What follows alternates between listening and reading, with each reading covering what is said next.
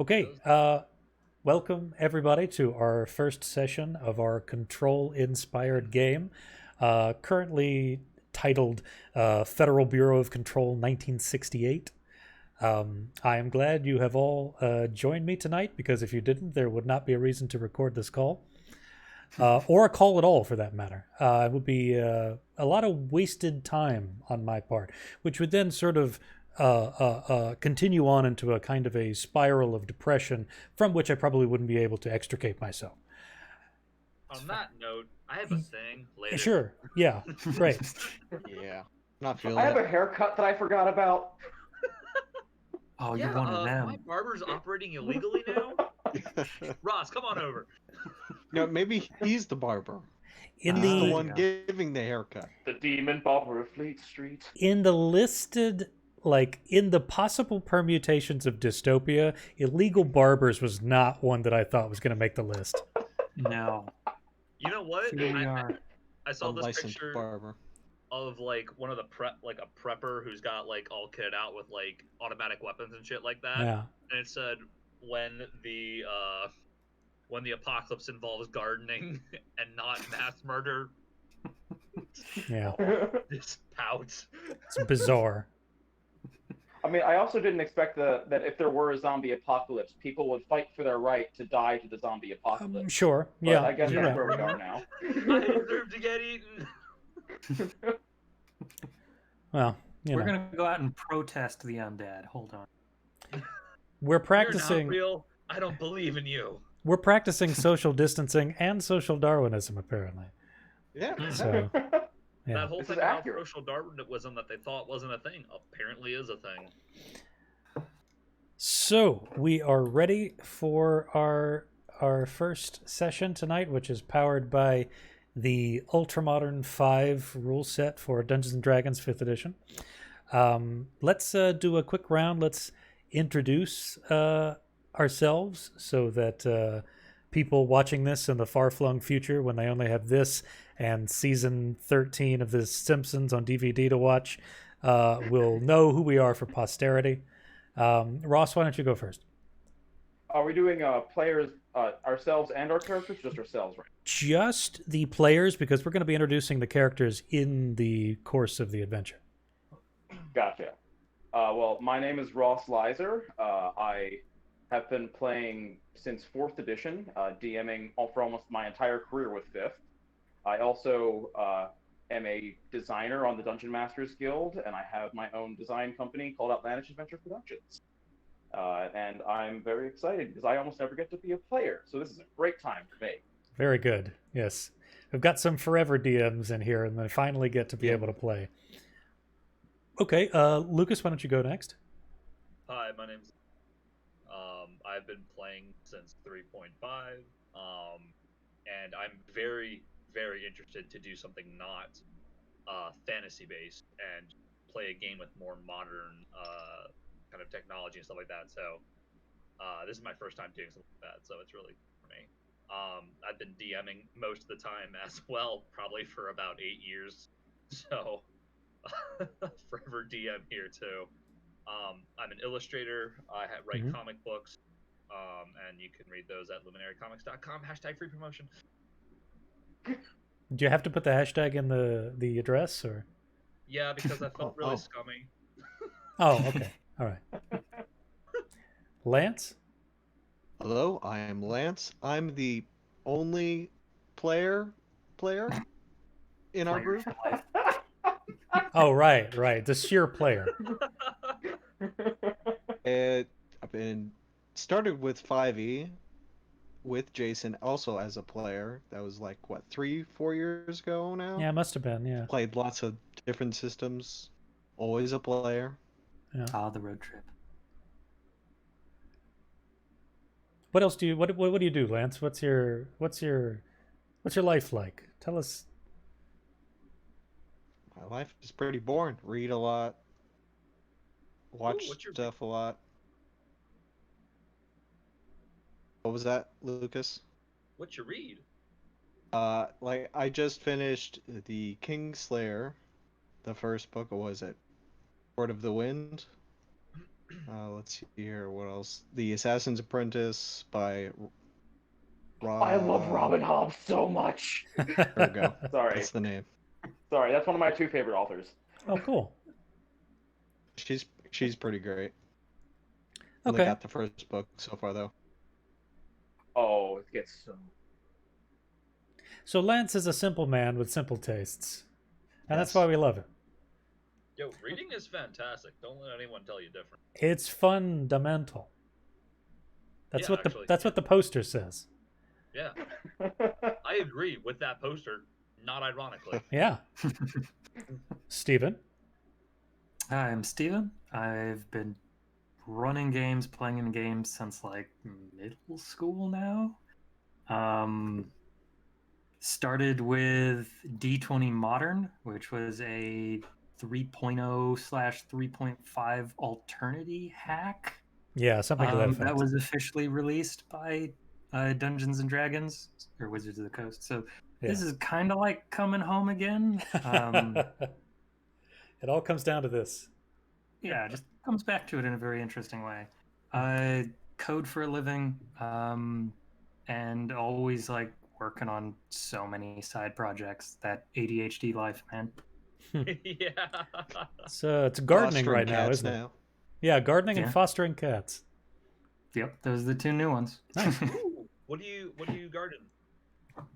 Currently doing a little bit of hydroponics indoors, trying to get like leafy greens and peas, Ooh. as well as some peppers. We'll see if that works.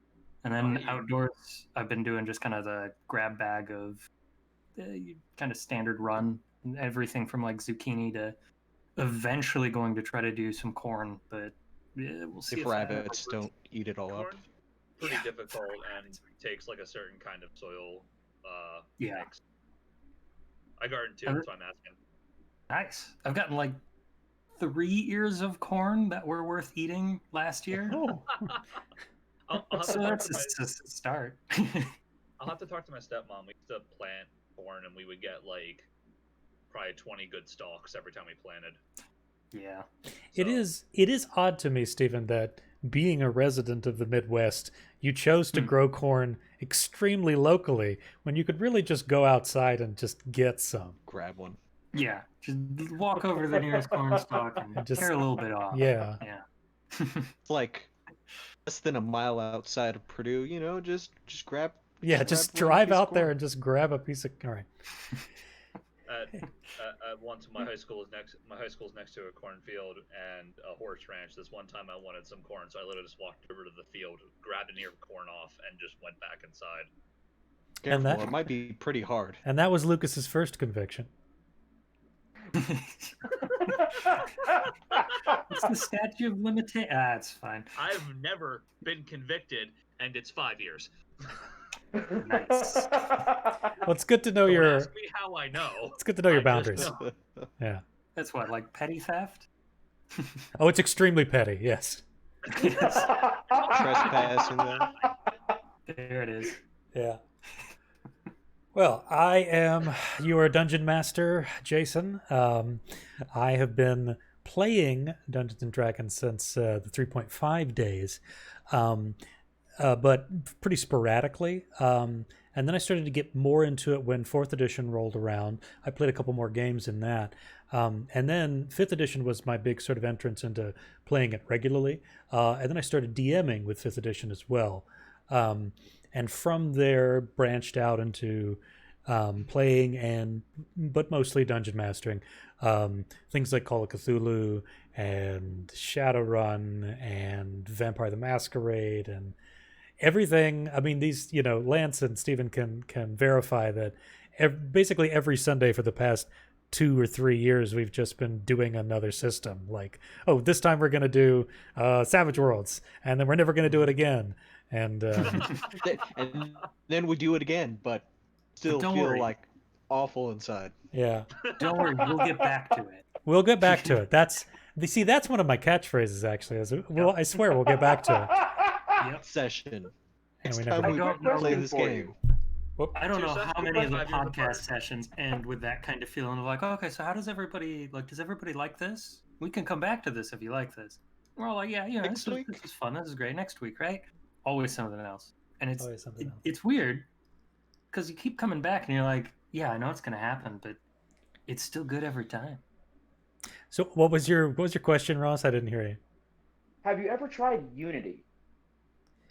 Oh, yeah, actually, I am familiar with this. I haven't tried it, but I have. That's a system I backed on Kickstarter because I thought it was Yeah. really, really cool because of how much it emphasized like actual cooperative actions with allies. Yeah. So I've been curious to try it, but I've never actually tried it. But the book is really good. Like, Yeah, I've read the book. I've skimmed the book and it's cool, but I just haven't gotten around to actually trying it yet. Yeah. Do you guys want to do that right now? We can just throw all this away and just. No, I'm invested Oh, right. emotionally. Deeply psychologically Jason I invested. know. Yeah. I drew my character already. He's hot. Okay. Oh damn! Oh, All right. You guys haven't seen it yet. Oh yeah. Yeah, you let's gotta draw see. your own There we character. go. Oh nice. He has freckles, Nice. Damn. and he's deeply exhausted from running from the law. I mean, naturally, yeah. So, Oh, excuse me. funny thing about you guys doing 3.5 and going into 5, I actually didn't start playing 5, and I was working still in the 3.5 system up till only 2 years ago. Mm-hmm. Yeah. Like, I didn't even start playing 5e until that. I didn't even know it was a thing. It has had, I think, a surprisingly a inhuman amount of legs. Yeah. And I mean, Pathfinder's only sort of doubled that lifespan, right? So, yeah. Well, But I mean, Pathfinder 2e just really came out not too long ago, and I hear it's very similar to 5th now.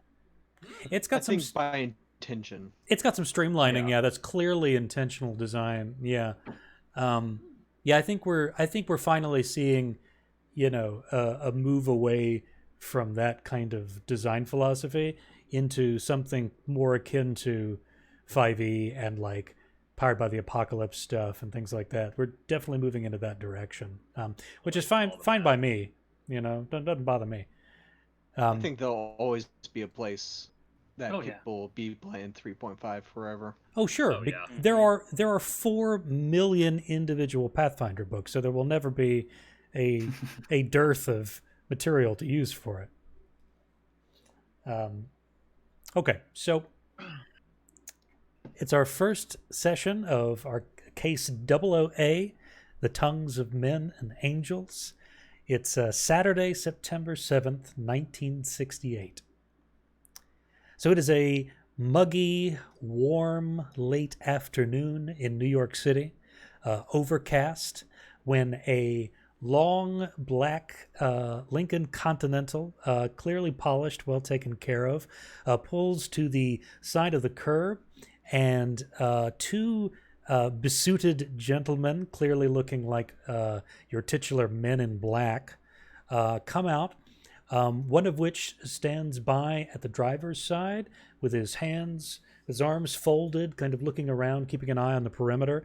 The other one circles around the car, goes to the left passenger side, opens the door, and sort of, not roughly, but not smoothly, not softly, removes an individual from the back seat.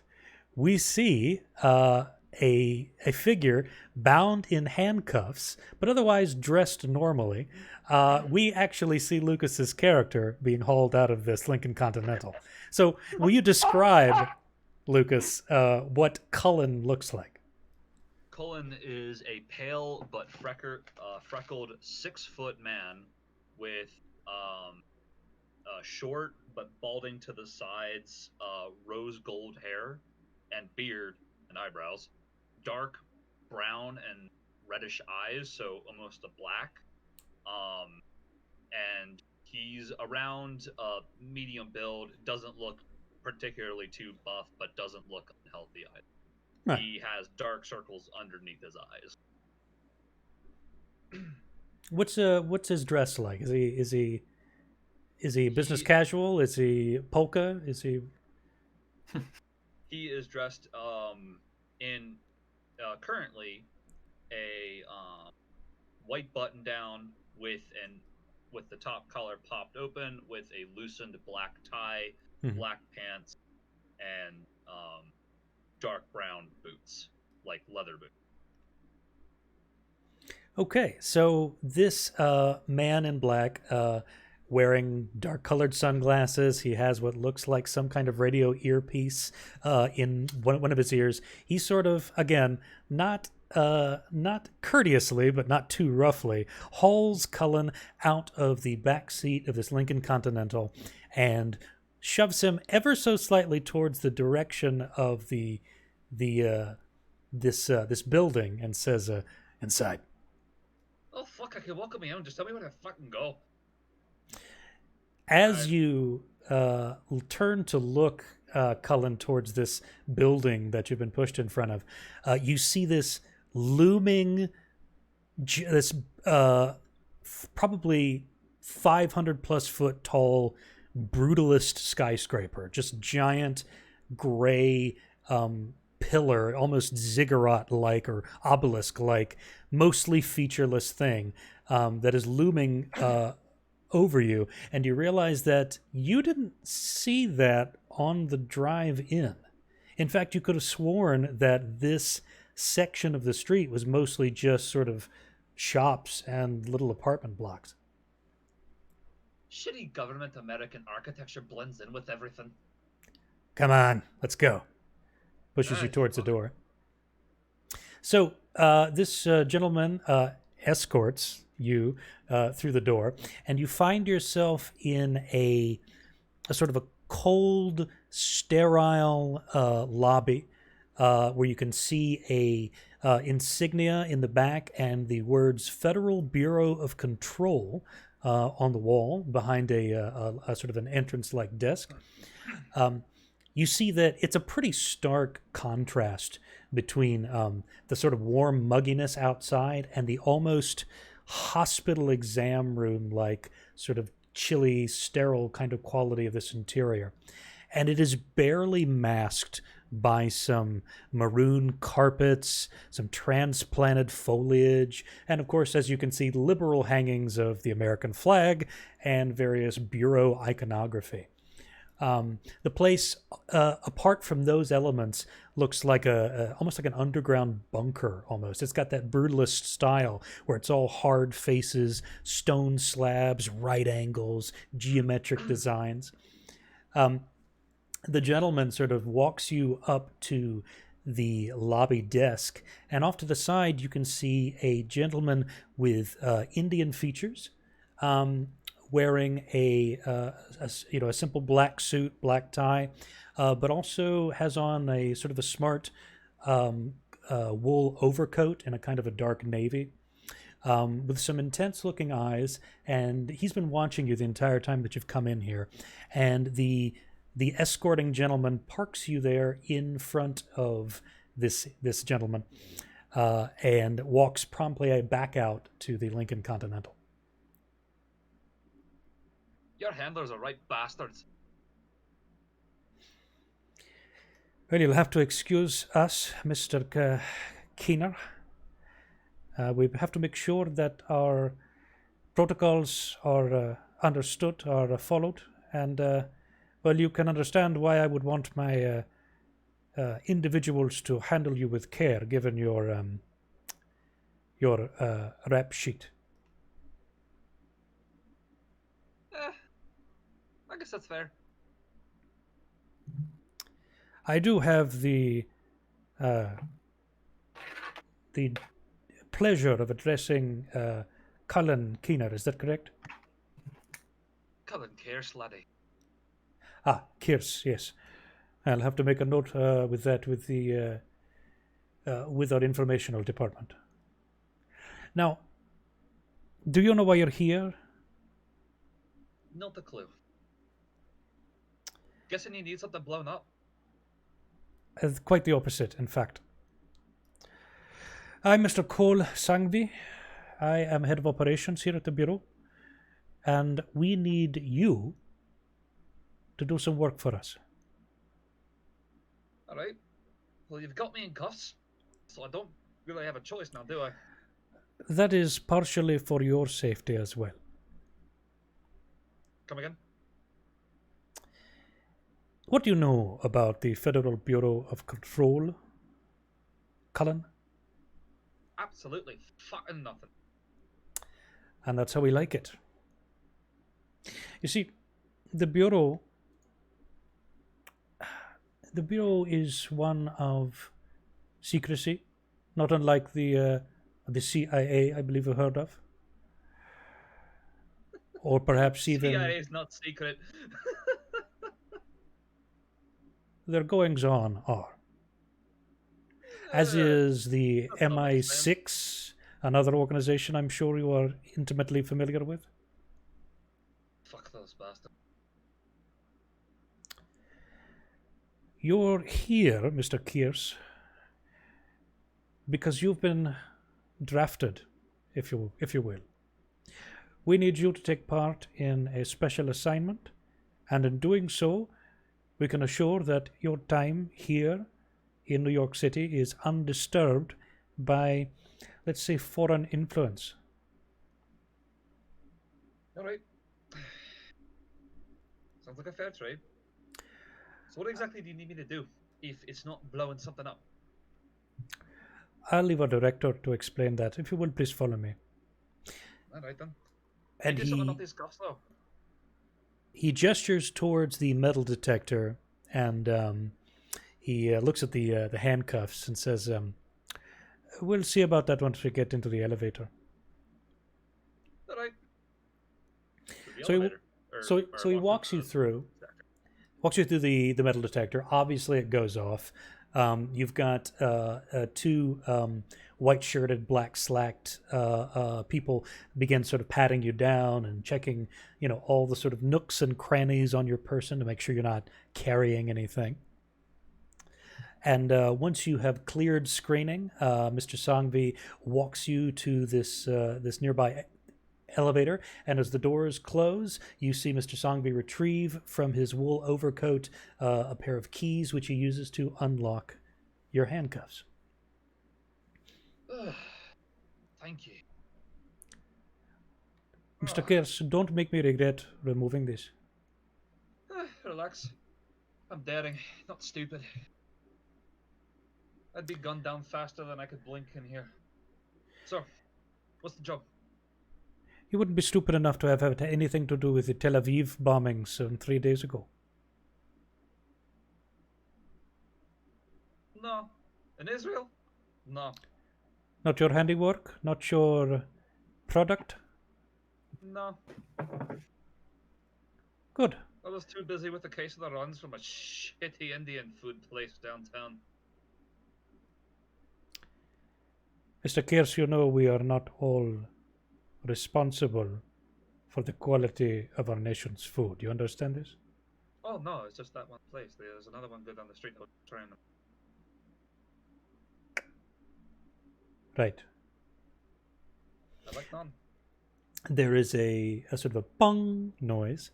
The elevator slides open, and Mr. Sangvi walks you through what is, you can clearly see labeled as the Central Executive Sector. You see a lot of those same white-shirted, black-slacked people are moving about briskly but purposefully, coffee mugs and various case files in hand. They're passing by these chunky filing cabinets and these snaking pneumatic mail delivery tubes that are lining the walls and the ceiling. You hear the clacking of keyboards, the ringing of phones, the general soft, persistent din of bureaucracy. You see that as you're walking through, Mr. Sangvi guides you to what looks like a nondescript conference room, raps on the door, and then opens it and gestures for you to go inside. I walk in. Inside, you find a pretty standard issue sort of conference room, a couple of sort of wheeled chairs, a long lacquered conference desk, and sitting in one of those chairs is a gentleman that I believe Lance is familiar with. Which would probably be myself. It's Lance, yes. It's your character. Oh. Hopefully I'm familiar with Albert PLUM. Currently wearing a kind of beige, kind of cotton suit with a medal, which, if you're familiar with the New York Police Department would be a Medal of Exemplary Service. So you see Mr. Sangvi and this other gentleman walk in. Mr. Sangvi sees you and sort of gives you a nod, and he sort of gestures for this new individual, for Cullen, to sit down, and then comes over to you and sort of puts a hand on your shoulder, Plum, and he says, Mr. Plum, your charge is here. I'm handling the day-to-day surveillance and tracking and general well-being of this man to you. That's your new assignment. You understand? Understood. Don't let me down. Begin to roll up the sleeves of my white shirt and just kind of put my elbows on the table and look at him. Now I do have a question. My passive perception is 15. Would I have heard this? Yes, I mean, there was no attempt to sort of... It was just like slightly under breath, yeah. Yeah, I didn't know if it was Like enough casual. for me to hear or not. No, it was a pretty casual conversation. I mean, there was no attempt made to sort of mask that. All right, I'm just gonna look him up and down. I hope you Look out of enjoy... hand. I hope you enjoy your time at the Bureau, Mr. KEERSE. Plum. And Mr. Sangvi turns on his heels and walks out. I just nod to it and say, "That monster." Plum. Cullen. Nice to meet you, I guess. Yeah. So, you gotta be a babysitter, huh? Don't worry, I won't watch too closely, but just don't get in trouble. I can't promise that. Pull out a Trouble cigarette seems and to find me. offer one.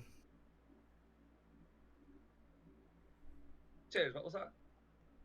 I pull out a cigarette and then offer one. Thank you. I pull out my lighter. Light him up. Thank you. Oh, he immediately immolated. It's your first murder. Congratulations. Okay. I'll prepare my next character. Yeah. So, what exactly am I here for, Mr. Plum? Well, I'm pretty new here too. I just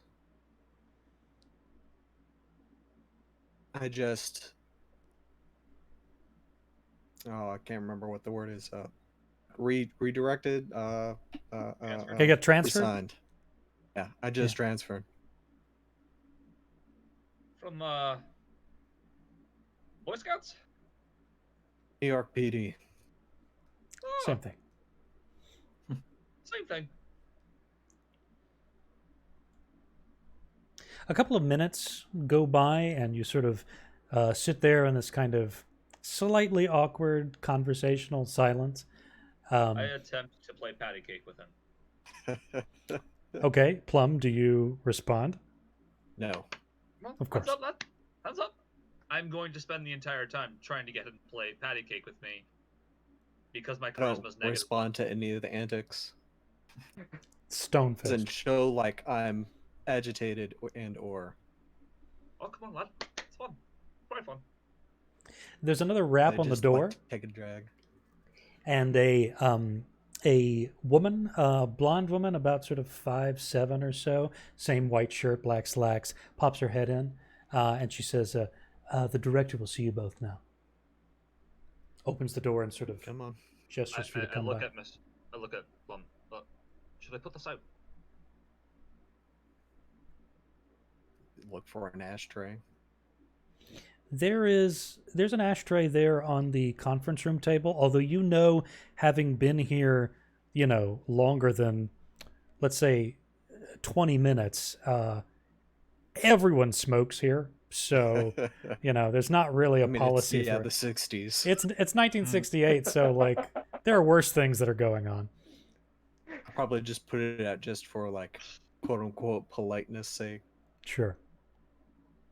So this woman walks you through, takes you down a sort of a long carpeted hallway to yet another elevator.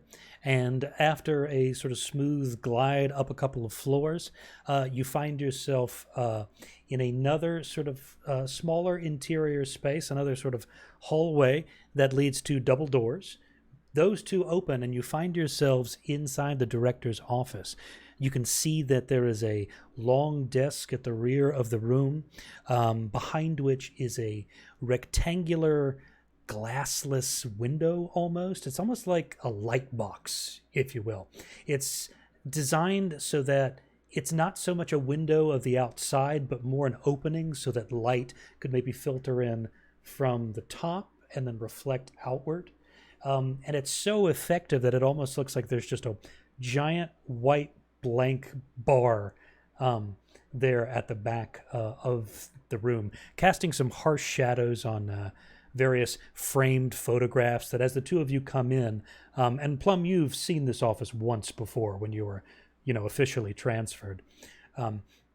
Casting these harsh shadows on these framed photographs of chummy meetings with presidents and congressmen, these embedded golden maze-like wall arts on flanking both sides, and these rows of leather-bound books and document collections and things. And behind that desk, you see that there is a gentleman who is, young Gary Oldman. Very good. Sorry, I just saw that. Sorry. Young Gary Oldman strikes again. So you see a figure behind the desk. He's got a kind of a mostly grayish, sort of short cropped haircut, lined face, who's currently smoking a cigarette and wearing sort of the traditional sort of FBI or CIA style suit. And he is currently watching what looks like some kind of technical diagnostic being done off to his left. You see that there is a young woman, probably in her late 20s, dark-skinned, with a kind of a cropped afro. And she is doing some kind of technical diagnostic, turning various gears and opening up bits and bobs, fiddling with wires, on the inside of a human-looking thing. It's really hard to describe because you see what's clearly looking like machinery, but at the same time, this human figure is looking at you entering the room and blinking and reacting to the fact that you're here. And that humanoid figure is Ross. Ross? What the actual fuck? So what point of order, would I know that I was here for business? Because that will definitely affect how my character would be dressed right now. You know that you are here with some kind of official meeting with the director, and the director asked both you and this woman to come in early so that he could personally observe one of these diagnostics. All right, so then I would be wearing that same kind of white button-down black slack attire that everyone else would be wearing. Standing up, you'd notice that I'm 5'7", and my skin tone and facial and body structure are a little bit odd. I imagine my shirt would be off for this particular diagnostic that's going on. So my skin tone is kind of like that. I'm sure everyone's seen that kind of what would humanity look like in the far future when all races combine into one. It's that kind of skin tone and facial structure. But my features are completely androgynous, as in with strategically placed padding in certain areas, I could pass as either a man or a woman. I have no eyebrows, no hair whatsoever on me, and just these dull brown eyes, and you can kind of tell that if I had an actual like wig and eyebrows and all that on, I would just fade into a crowd pretty much wherever I was. Oh, hello. How are you doing? Hello. Need another cigarette. I've seen plenty of stuff. Yeah. Laddie, I've seen plenty of stuff in my time, and what? You're a person with gears. I am a replicant human Model Y Unit Number 5, or RH-Y5 for short. Dr. Frakes has taken to calling me Reese. Nice to meet you, Reese. Can I take a look inside you? Oh, certainly. I have nothing to hide. You see the woman attending sort of raise a hand and say, I don't think that'll be necessary.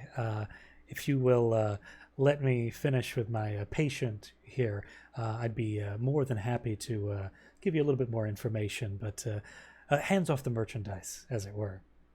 That's all right with you, Reese, right? Oh, yes, certainly. I am more than comfortable with whatever you desire. Excellent. You see the director sort of take a drag from his cigarette from behind the desk. Plum, have a seat. You. Sit down. Take it. All right. Are you finished with your diagnostic, Dr. Frakes? Yes. It looks like everything is, well, ship-shape, I guess is the term. Reese, are you feeling all right? How's your perception working? Oh, I am feeling fine. How many normal diagnostic parameters. How many fingers am I holding up? I'm not sure if this is a trick, but I imagine that's a 3. That's right. No. That's one of the things to remember, Reese, is that some questions do have simple answers. That is true. All right, now I'm going to leave you here because you have some important business with Director Northmore. You'll be fine, and as soon as you're done with your assignment, you can come back to the parahuman analysis lab, and we'll play some chess or something. Well, just to pass the time. How about that? It would be my pleasure, Doctor. Director Northmore, permission to return my shirt to my form. Please. You see the young woman, apparently this Dr. Frakes, turn to you, Plum, and sort of give you a wave and kind of give a slight gesture to acknowledge the presence of CULAN, and then sort of stride out and make her way outside of the director's office.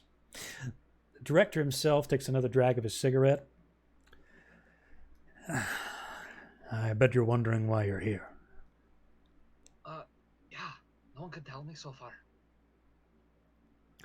That's because that information is highly restricted. And I don't trust even my most senior operatives to dispense this information without my say-so and my observation. Right? Reese, are you just going to stand there? Would you prefer I sit? Yes. Absolutely. My pleasure. I will go down and stiffly take a chair and just kind of sit straight, ramrod straight in it. I'm going to have to work relax on a little. Yeah, work on your posture there, Reese. Oh, would you like me to engage assimilation protocol? I don't even know what that means. And I'm just going to copy the mannerisms of the director himself and, like, in the exact same posture he's doing, take a seat, like, relax into my chair. Don't do that. Don't do that. That's annoying. That's just be yourself, Reese. Okay. Returns to ramrod straight position. Fine. We'll work on that. I'm sorry, I've been given orders not to disguise myself within the building. That's right, I Reese. understand it causes confusion. It's okay. These two gentlemen are going to be your new partners. Oh, exciting. Pleasure to meet you both. So they are cleared to understand your true nature, as it were. Ah. This, and he points in your direction, Cullen. This is Cullen KEERSE. He is a... well, how would I put this charitably, Mr. KEERSE? You're a demolitions expert? I prefer demolition god. Expert, right. And this here, I'm sure you've seen him around the building before. This is Mr. Plum, Albert Plum. Yes, it is a pleasure to finally meet you, Mr. Plum, and also to make your acquaintance for the first time, Mr. KEERSE. Likewise. I reach over to give a handshake. This is a surprisingly strong grip. Oh, would you look at that? Oh my. Would you I'm prefer for off-put. me to adjust my settings and use a gentler grip in the future? Oh no, you're fine. It just took me off surprise. Don't wrench anybody's hand off, Reese. I have never done that, sir, and I do not plan to unless that person is an enemy. That's good, because we don't have an insurance policy geared towards your operation. That is understandable.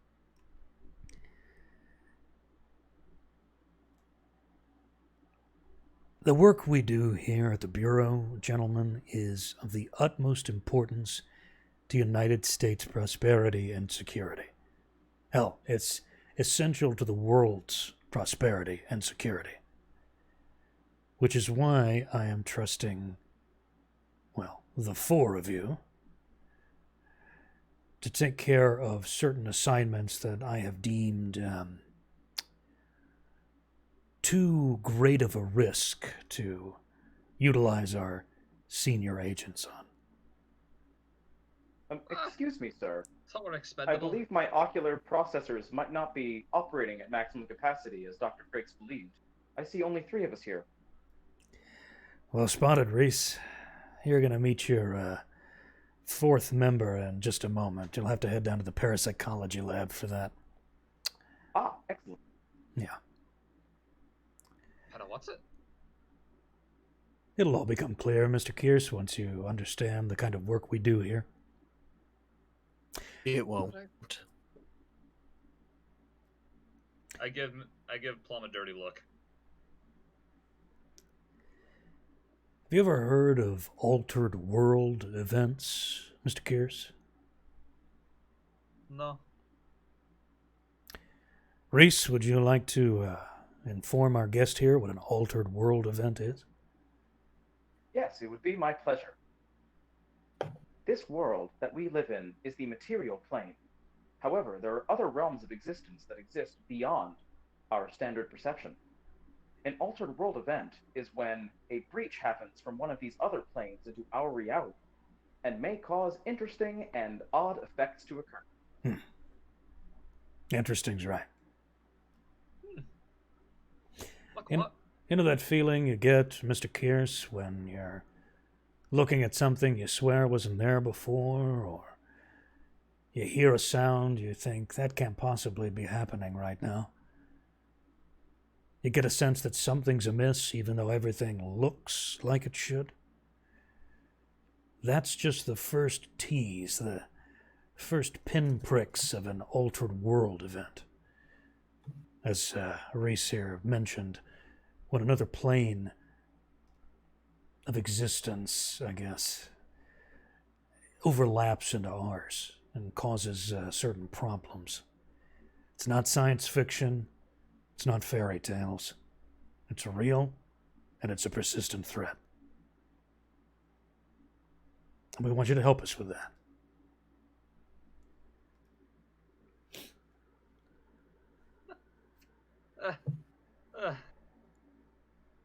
I'm sorry.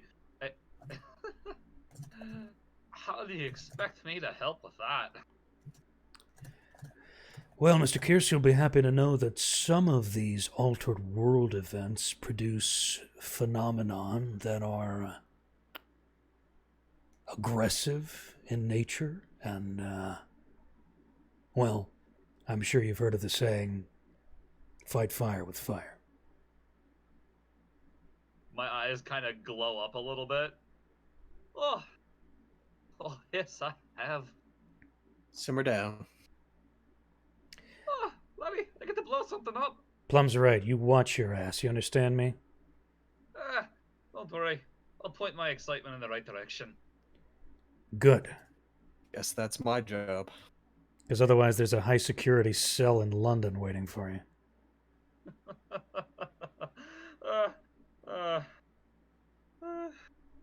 It's funny they think they could keep me.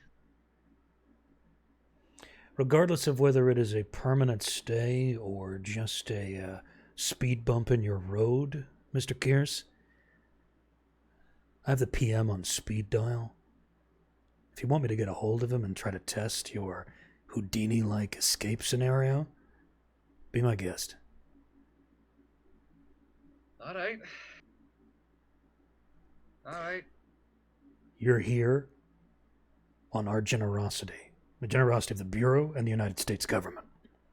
And if you want to continue living in the United States on our generosity, doing our work, then you'll follow our rules. Is that clear? Crystal. Good. Certain increases in altered world events as of late have necessitated my creating a new subsection of the Bureau. We're going to be referring to this team as Section C. This small group, which will consist of Reese, you, Mr. KEERSE, Mr. PLUM, and a fourth party, codenamed Ada, will be investigating these events and securing them as necessary. You'll be reporting directly to Mr. Sangvi, head of operations, and he will be reporting directly to me.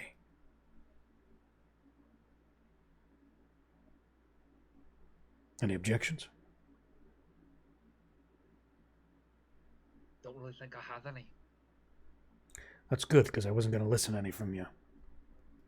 I am excited for this new opportunity, sir. Thank you for believing in me. I appreciate your Boy Scout enthusiasm, Reese.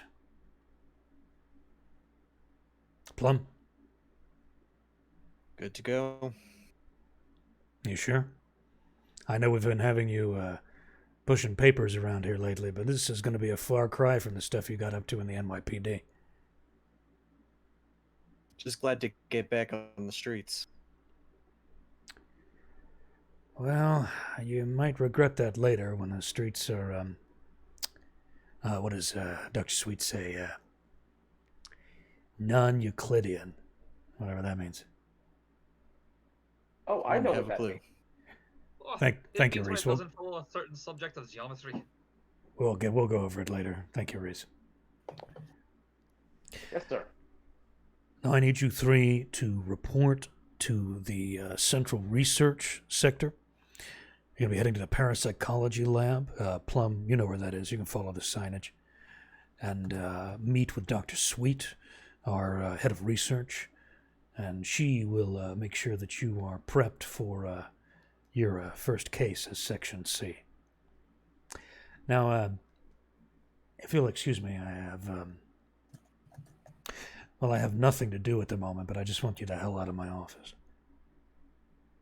Certainly, sir. I'll be on my way presently. Thank you, Reese. Cullen laughs at that statement, just in general, out loud. It's good to see you And, still have a sense of humor, KEERSE.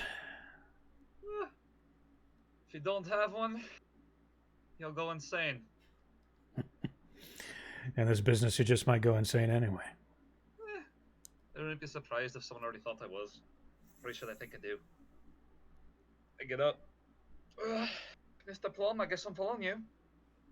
Pull out like a little notepad that I have of like a map for myself.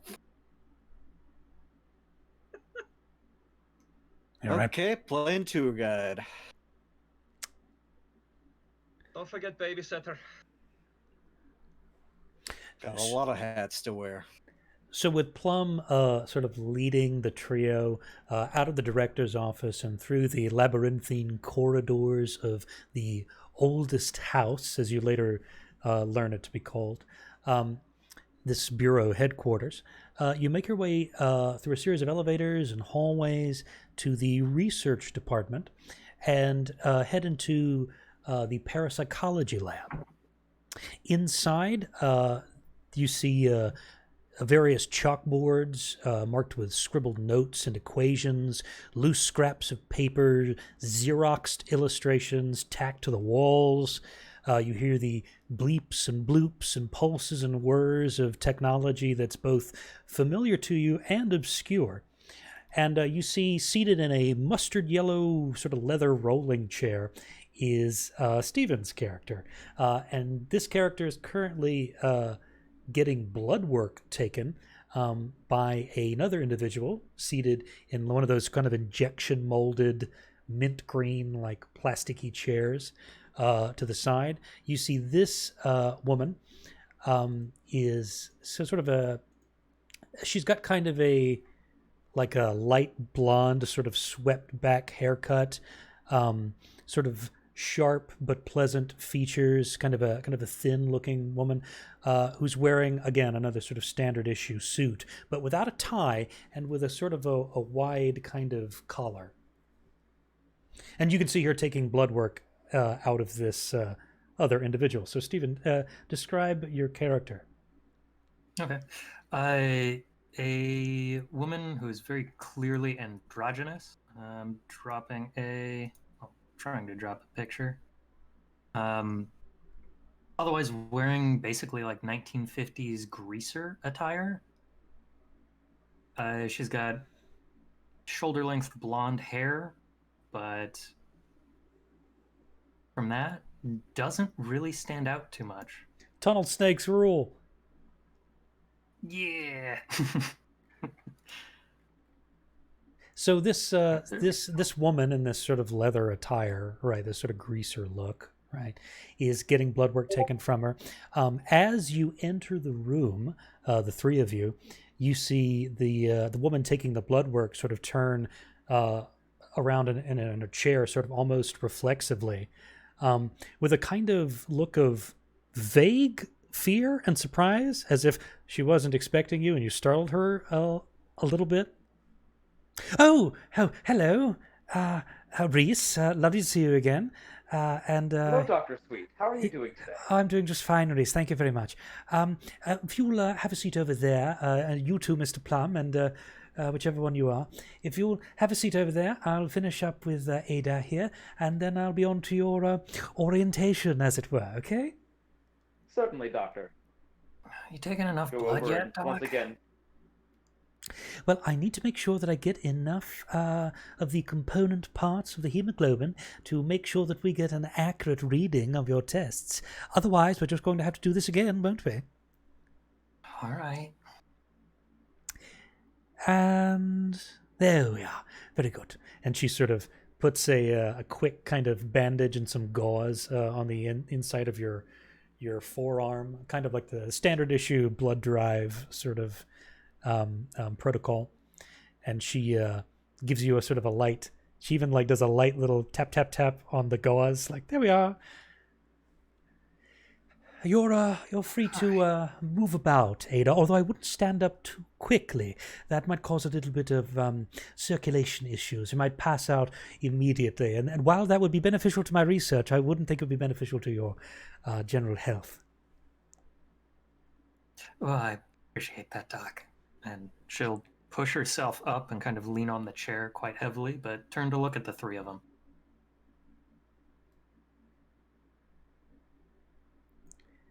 Well, hello everyone.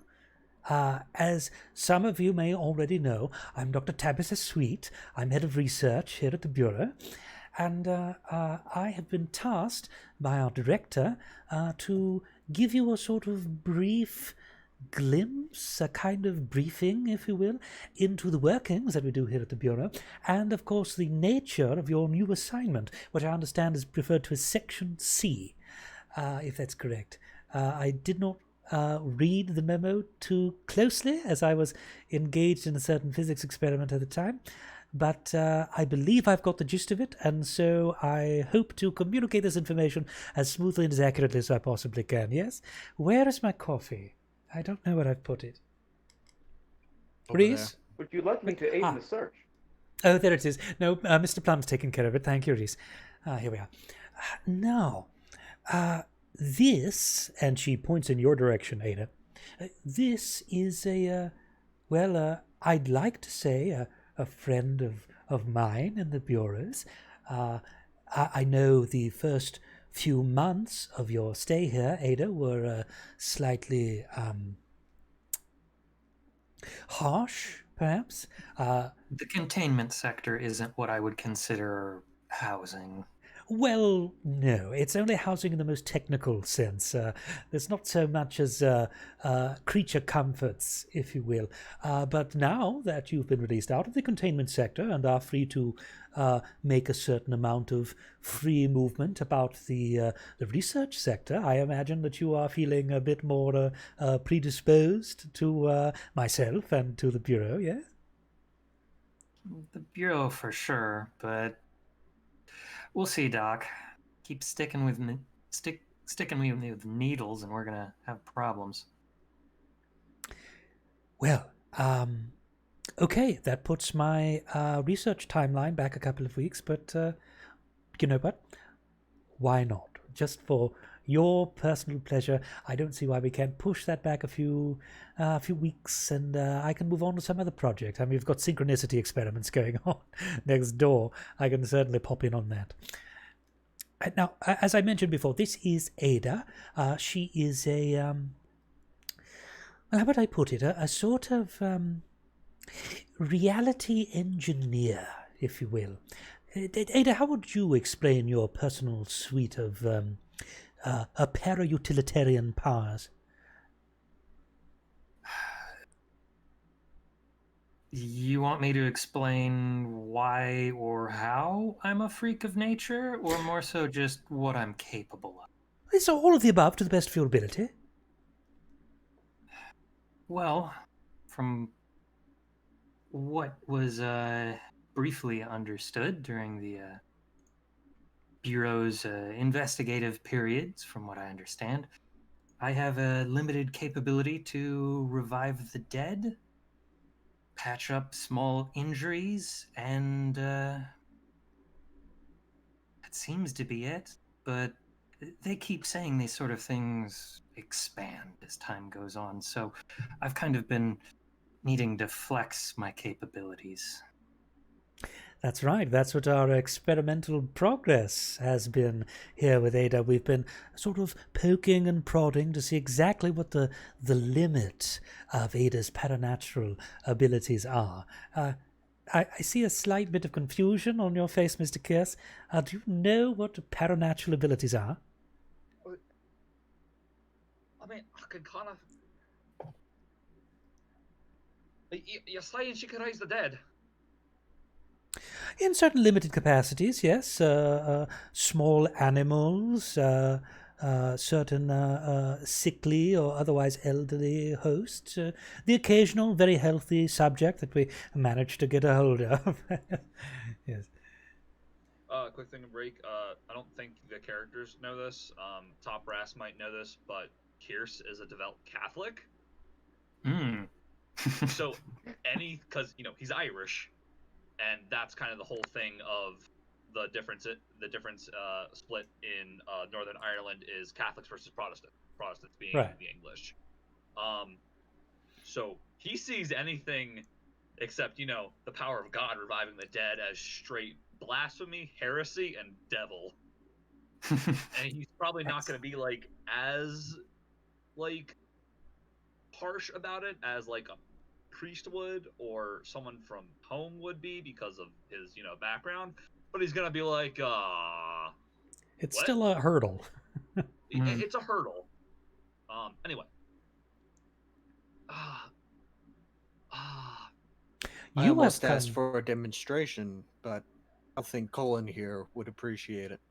I think I don't really want to say it. My, no you're fresh off the street, aren't you? Yes, well, I suppose a little bit of briefing will be in order. Well, I'm sure you've already been informed about altered world events and altered items, yes? Hey. Very good. Now, these altered world events and altered items can sometimes produce, almost in a sort of harmonic resonance, if you will, and I use that metaphorically, the actual sort of biosonic kind of harmonic resonances that we see in certain other parts of nature have yet to be empirically confirmed in that respect. But these events seem to awaken some abilities, if you will, in certain individuals and certain objects that create, physics-defying responses and reality-changing elements.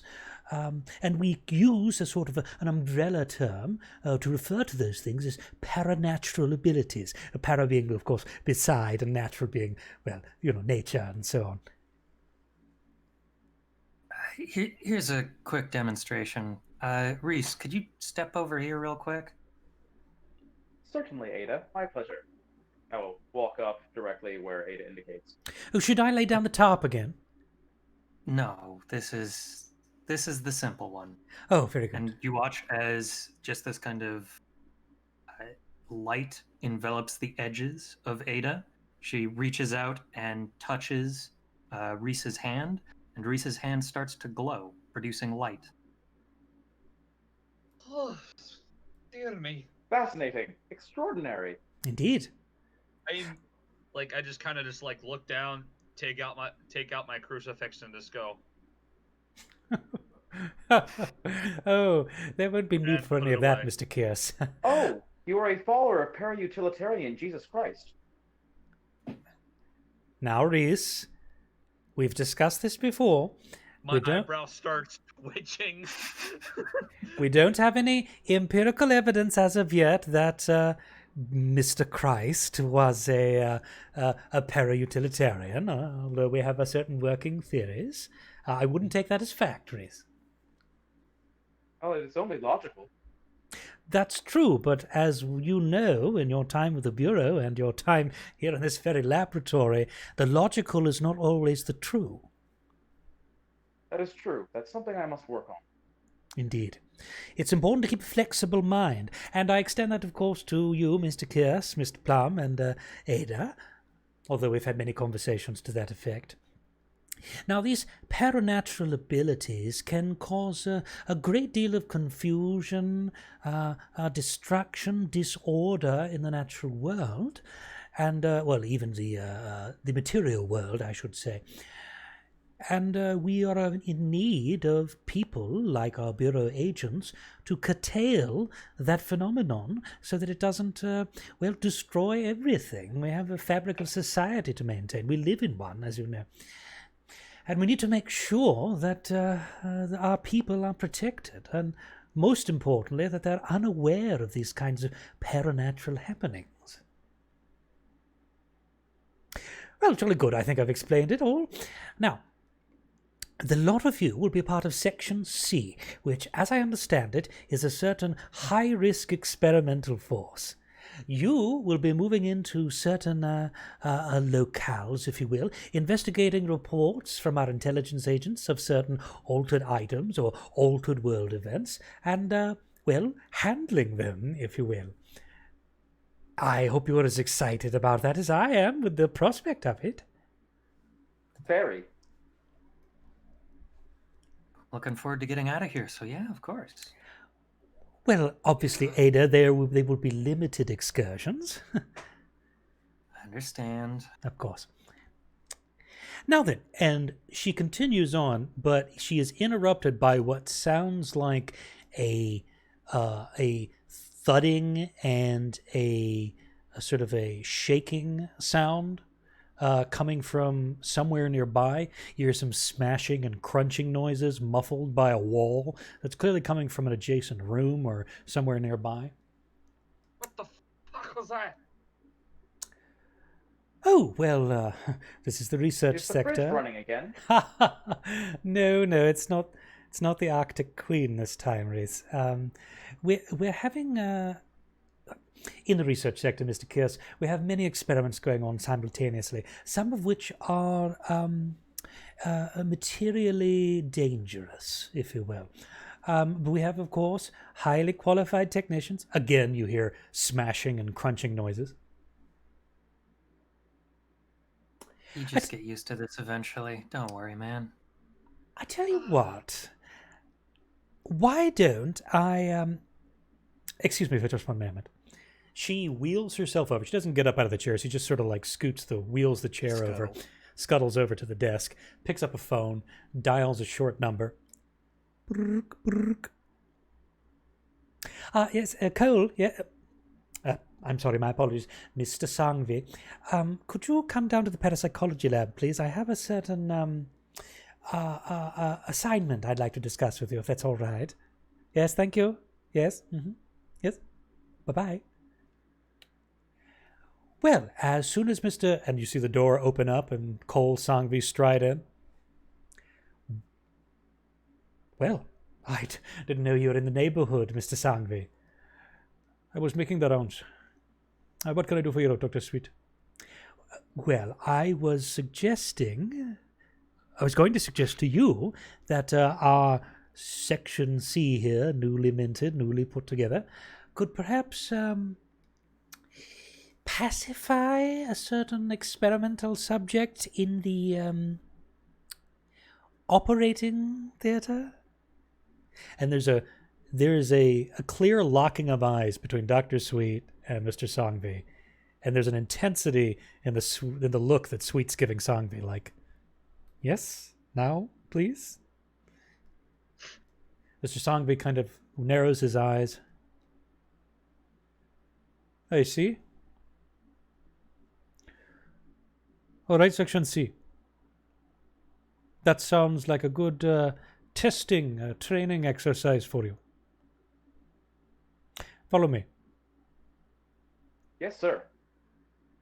All right. Gestures for you all to follow him, and you see Dr. Sweet sort of in the background as you exit the room. Good luck.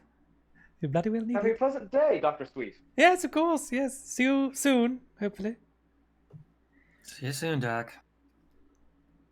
So you see Miss Sangvi sort of walks you down this sort of hallway into an adjacent room, opens the doors, and you can see inside that there is this large gray tinted space. It's about the size of you'd call a sort of probably a racquetball court.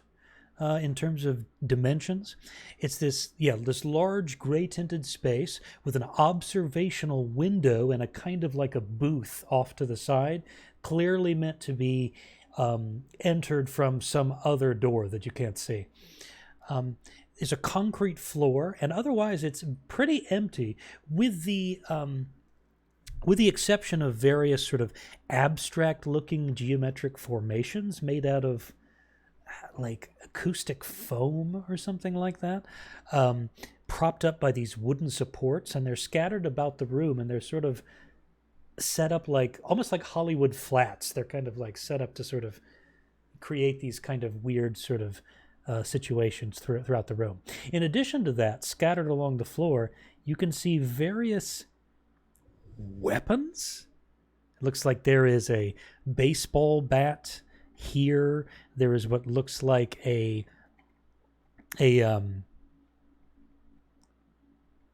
sorry, I'm having a seizure. Hold on. Burnt toast? Yeah, definitely burnt toast. That's the vibe I'm getting. That'd be a stroke instead of seizure. Oh, I'm sorry. You're right. My apologies. Burnt toast on the floor. Yeah. You're seeing what looks like all manner of sort of. You see a pair of brass knuckles, this sort of collapsible looking baton, just all manner of strange but mostly up close and personal weapons scattered about. And you see on what looks like a black sort of pedestal near the back of the room, sitting on what looks like a silver platter, is a full china service set. The kind that you would, use to sort of serve a fancy dinner to guests, right? You see Mr. Sangvi sort of walks you all in. As he comes in, you notice that he never takes his eyes off of the china set. I would like to roll an insight on the china set. Nice. Now you're learning. Now we're playing control. That is a 10. Okay, with a 10, you realize that, as far as you can tell, this china set is telling you the truth, which is nothing because it hasn't said anything. It is also not moved or made any kind of facial expressions. So, do I kind of get like any feeling from it? Okay, you want a kind of like a gut kind of reaction, yeah. There's something off about it.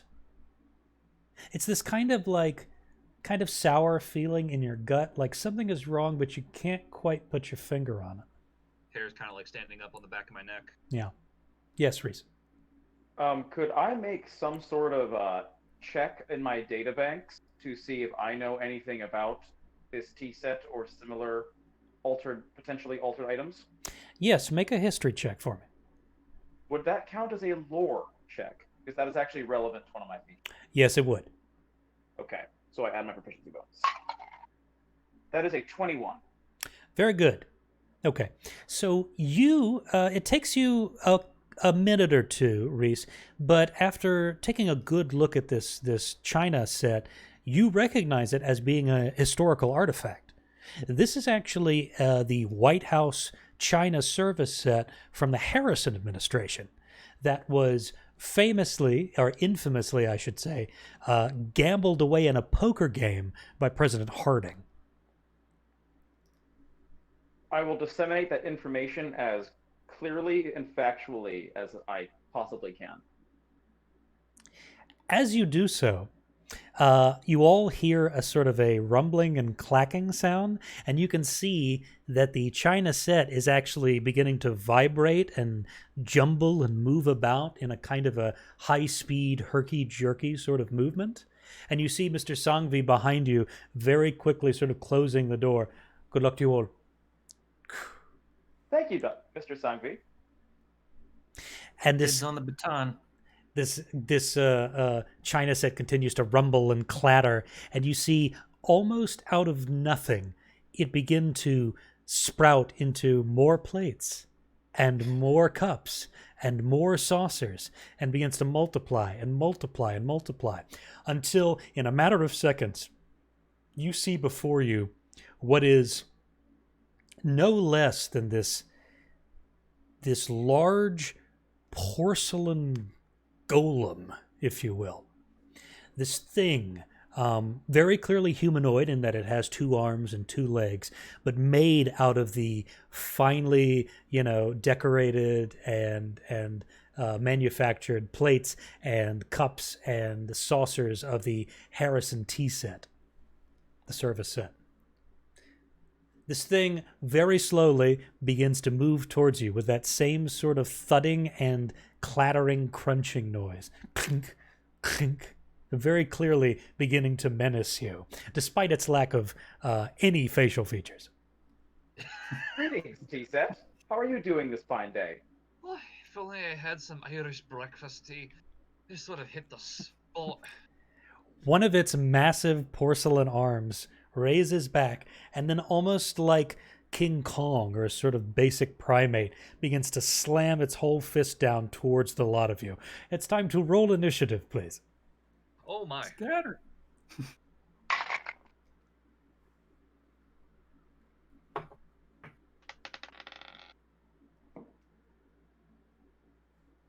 Okay. Reese, what'd you get? A 10. 10, very good. Plum? 12. 12. Cullen? 15. 15. Ada?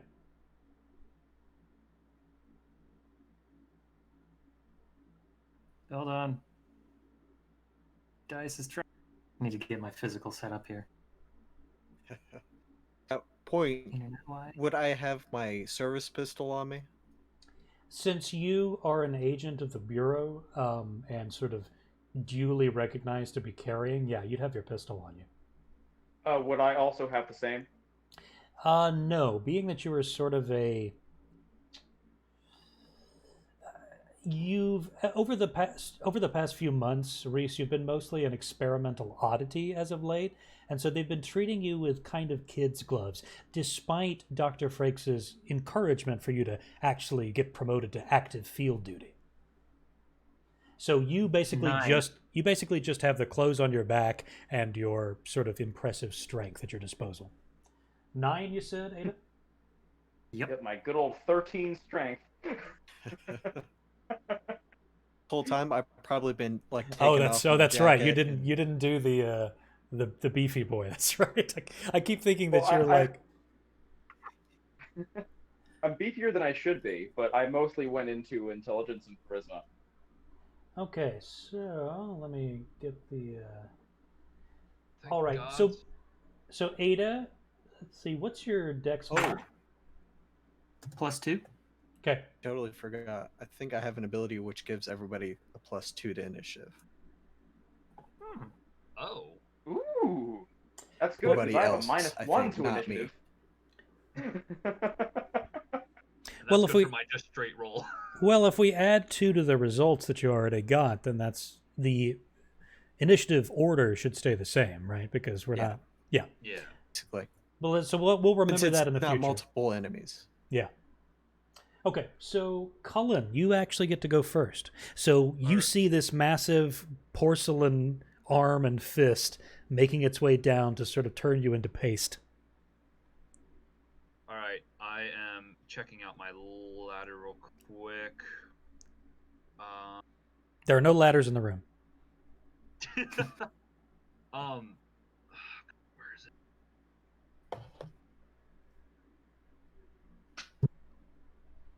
I'm just trying to make sure I have all of my abilities and what I can use. Sure, yeah. Are there The any porcelain pro- arm is moving in slow motion right now, so you're good for a couple more seconds. Are there any folks projectile weapons on the floor? There doesn't appear to be. Just a quick scan of the room. This is without sort of making any like perception check or like a investigation check or something. It just looks to be sort of hand-to-hand weapons, melee weapons. All right, I'm gonna run and grab brass knuckles. Uh-huh. And I am going to take a swing. Okay. At, I guess the porcelain. I'm gonna try and intercept the arm. Okay. So with the brass knuckles, your unarmed attacks are getting +2 bludgeoning damage. Mm-hmm. And let's see here. It has certain features. Let's see. Augment being one of them. Let's see. Augment, finesse, and light. Now, augment's a feature where an augment weapon uses your unarmed strike damage dice. Okay. Yeah, so it's, pretty standard issue stuff. Okay, so please roll to attack the porcelain golem. Okay, that's one of the things I'm looking at because I need to figure out if my font bonus goes into... Okay, so brass knuckles would not count as small arms, correct? No, they're referring to that as like small firearms, right? Yeah. Yeah. I think so. Shit. All right. Unless Cullen has very small arms. Like sort of, No, he's 6 feet tall. Well, he may have All right. he may have T-Rex syndrome. I don't know. All right, I'm just gonna roll to hit. Okay, sounds good. It's an 11. An 11. Oh, wait, no, it is a 13. I'm sorry. Well, that's good that you corrected yourself, because you've hit the porcelain golem. Roll for damage. All right, and that is a 1d4 unarmed strike. Yeah, the basic unarmed strike is 1d4, but you got that +2 from the brass knuckles, and if you're proficient, obviously you've got, Well, you've got strength or dex on top of that, right? Whatever it is. I have no dex or strength modifier. That's why I was seeing if I could use my intelligence mod like I can small arms. Right. Unfortunately, not with these. Nope. All right, so that's 3 damage. 3 damage. Okay. How surprised would you be if the golem just exploded at that? I'd freak out. Unfortunately, that's not what happens. No. You slide along the floor a little bit. You grab the brass knuckles. You do a quick sort of jab to the porcelain golem's arm as it's coming down, and basically with a kind of a cross between a sort of a kind of a muted gong and a kind of a chipping noise, clunk. You connect with the arm, and it's like it's like punching a wall. You feel resistance there. You feel unusually so, because you can actually see sort of the empty negative space between these sort of floating plates and cups and things, but it acts like a full contiguous unit. And you've basically annoyed the golem effectively. Mm-hmm. But that arm is still coming down. Luckily, you've gotten out of the way of it. Just kind of went pop and kind of like warped around. Yeah, bobbed and weaved, right? Plum, you're up next. I'll take out my own extendable baton and run up and try to take a swing at it. Okay, sounds good. How does a 12 do? How does it do? Poorly. Oh, okay. Yeah, it does not hit. So you open up your collapsible baton, you swing, and you manage to somehow miss this giant sort of porcelain arm coming towards you. Are you going to move at all or evade in any way? I'll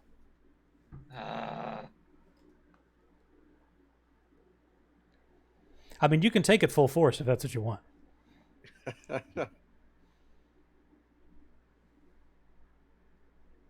That'll be my turn. Oh, so you're gonna stay where you are. Yep. Okay, cool. Reese. All right, so I'm going to start by doing a thing I get to do once per turn called Double My Efforts. I can make a DC 15 Perception check. On a success, I gain a second action that cannot be used to attack or cast spells. Okay. So I just want to see if I get that real quick. Sounds good. I rolled a 9, so I do not. No. So what I'm going to do is, so Lance, I have a question for you. Would I be able to see your service weapon on you? I said I was going to be taking off my jacket, so probably you see it like that shoulder strap. Yeah, it's a shoulder holster, right? So it's against the torso. Yeah, you can definitely see that. So I'm just going to, as you take out your extendable baton and go for a whack, I'm just going to kind of courteously ask, may I borrow your service weapon? I don't think you're authorized to use that. I'm extensively trained. Trained is not authorized. All right, so then what I'm going to do is I'm going to use my 35 feet of movement speed to run, grab a baseball bat, run behind the golem, and attempt to hit it with the baseball bat. Okay, sounds good. Roll to attack, please. All right. Would this count as a simple weapon? Yes, it would. Okay. That is a 7 to hit, so I don't think I hit anything. No. So you sort of swing, you make your way around and sort of swing wildly, but unfortunately you don't make purchase with the golem because you're a little disoriented by the fact that this thing appears to be contiguous but also has negative space involved. You're not quite sure sometimes whether you're actually hitting the sort of the trunk of a leg or an arm or whether it's just going to be empty space. It's very strange. Oh, bother. So Lucas died. His character KEERSE exploded. So it's just the three of you left. No. That moves on to Ada. Actually, Ada, it's your turn now. Okay. Is that baton still on the ground? Yes, because the Plum used his Brought own. out my own. Ah, okay. Misheard that. All right. Ada's gonna slide over to the baton, pick that up, and then just take a swing. Okay, roll to attack, please. Oof. For a grand total of 9. 9 does not do it, unfortunately. Another extended Yep. baton, another swing, and another miss. First Deja combat, vu. TPK. This is perfect. This is what I expected. I love it. So it's now the golem's turn, and the golem continues to pull his fist down. Obviously, he is seeing sort of the lot of you begin to scatter and move around as is moving its arm down, and seeing that there's only really one target left, being Agent Plum here. He tries to smash Plum, and rolls a 26. Oh, okay. It's not a critical. It's just a I was- 26. I was about to say, start with a crit? With it being that high, that's what I figured. So I'm gonna ask as a matter That of means there's at least a +7 to hit, which is just fantastic for us. Yes. I'm gonna ask as a matter of courtesy. Does that hit your AC? Yes. Okay, very good. All right. This time. Okay, so Oh, no. rolling for bludgeoning damage here. Okay. 14 bludgeoning damage as this thing Oh boy. basically smashes into you. So, to catch you up, Lucas, the rest of us did Bubkiss. We all missed. And it rolled a 26 to hit Lance's character and just did 14 bludgeoning. Oh, Oh, So- yeah. The actual, this is still porcelain that you're feeling, Plum, as it's basically coming onto you with a heavy force across your face and your chest and everything, your shoulders. But Am I It's like- kind of like pushed back?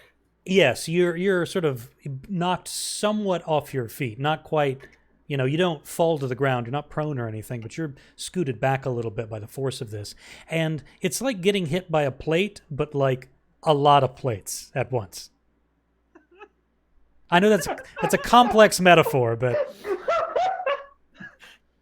best Yeah. quote 2020. You ever have a china cabinet fall on you? like the whole damn thing. That's about what it feels like. Just like It's down like the a stairs china too. cabinet falling on you. But if it was hitting you. Yes, exactly. Okay, and that is the golem's turn, and then we move back up to Cullen. Cullen, you're back up. Got here right in time. Is speaking a free action? Of course. And I'm guessing the person can't respond until their turn. No, I'm pretty fast and loose with the speaking in combat.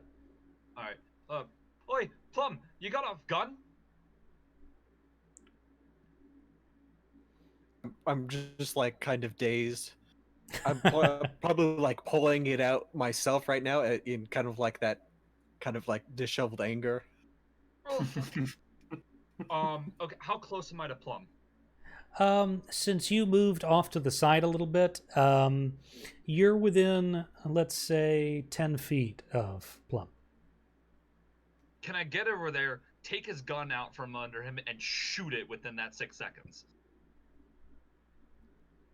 I'd say so, yeah, if he lets you. Yeah, I probably wouldn't be willing. I actually asked him if I could take his gun already too. Now, here's my legitimate question. Mhm. Would you be able to offer much resistance since you're dazed?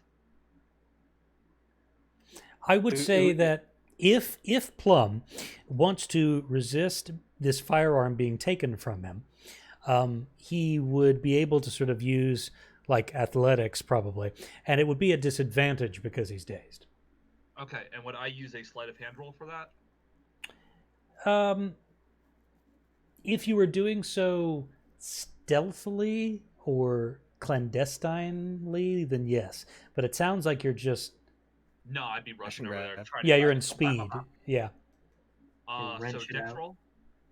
So Sounds like athletics. Athletics, yeah. I would assume athletics in that respect, but you're really just trying to wrench this thing out of his hands. Okay, give me one. 16 is your score to beat. I'm trying to see if I could use my, depending on what I have here. Okay, now I do have a question. Mhm. Since it is a DC involving a one-handed small arm, can I use my intelligence mod for it instead?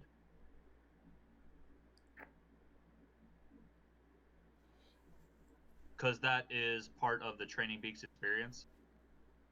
I can use. Oh no, it's setting save DCs. Never mind. Yeah, I was about to say I think that's an overextension of that. Yeah, no, never mind. All right, yeah, I'll just roll for strength athletics to try and get the gun. Okay, so you rush over there and you try to grab Plum's gun. Yeah, no. Critical failure. Nice. You just like embrace me instead. All right, fuck it. I give Plum a hug. Cullen, you go over there to try to grab Plum's gun. Plum, now you said that you were sort of extracting it from your shoulder holster at the time. As Cullen begins to try to like grab your gun, you instinctively sort of pull back, and you both feel the gun discharge as the trigger's pulled. So, what I'm going to do here is I have a D6. Depending what it lands on, the shot is going to hit something. So let's find out what it is. Okay, so I'm sorry, Cullen, but you've been shot. we rolled a 2. So you take basically a gunshot to about the side. We're talking about like grazing on the ribs. So Plum, will you roll for that damage? Yeah, roll that damage, please.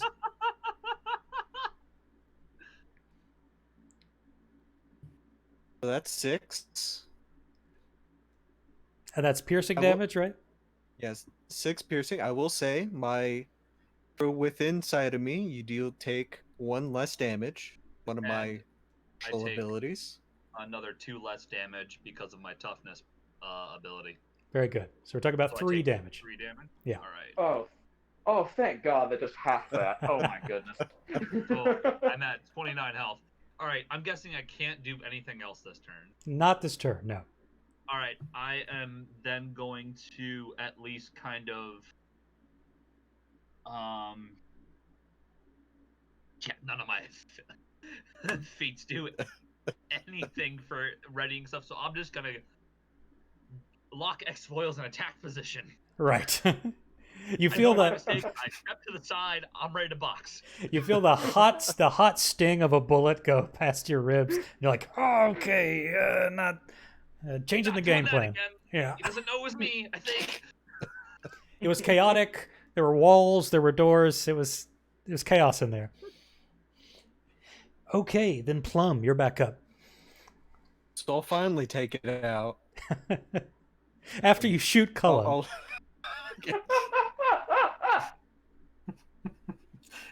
Yep, that's loaded. See, even if you're authorized to use it, you still can hurt others. And the safety's off. Shoot the goal. Okay, roll to hit. How does a 17 do? 17 does very well. It does hit. Woo! Second shot. We got it, guys. Yeah. We did it twice. 7 points. 7 points. Okay. Blat. So you fire your service pistol at this thing. Sure enough, there's the sound of another gunshot, and you hear the almost Wild West spittoon-like noise of a bullet cracking and bouncing off of porcelain. Pking! It's clear that you've done some damage to this thing, because you can see clearly one of the plates in its sort of torso-like area has been chipped and impacted by bullet damage. But it looks like what you would be expecting would shatter the plate or even sort of punch a hole straight through it. Didn't do so. Okay, Reese, you're up now.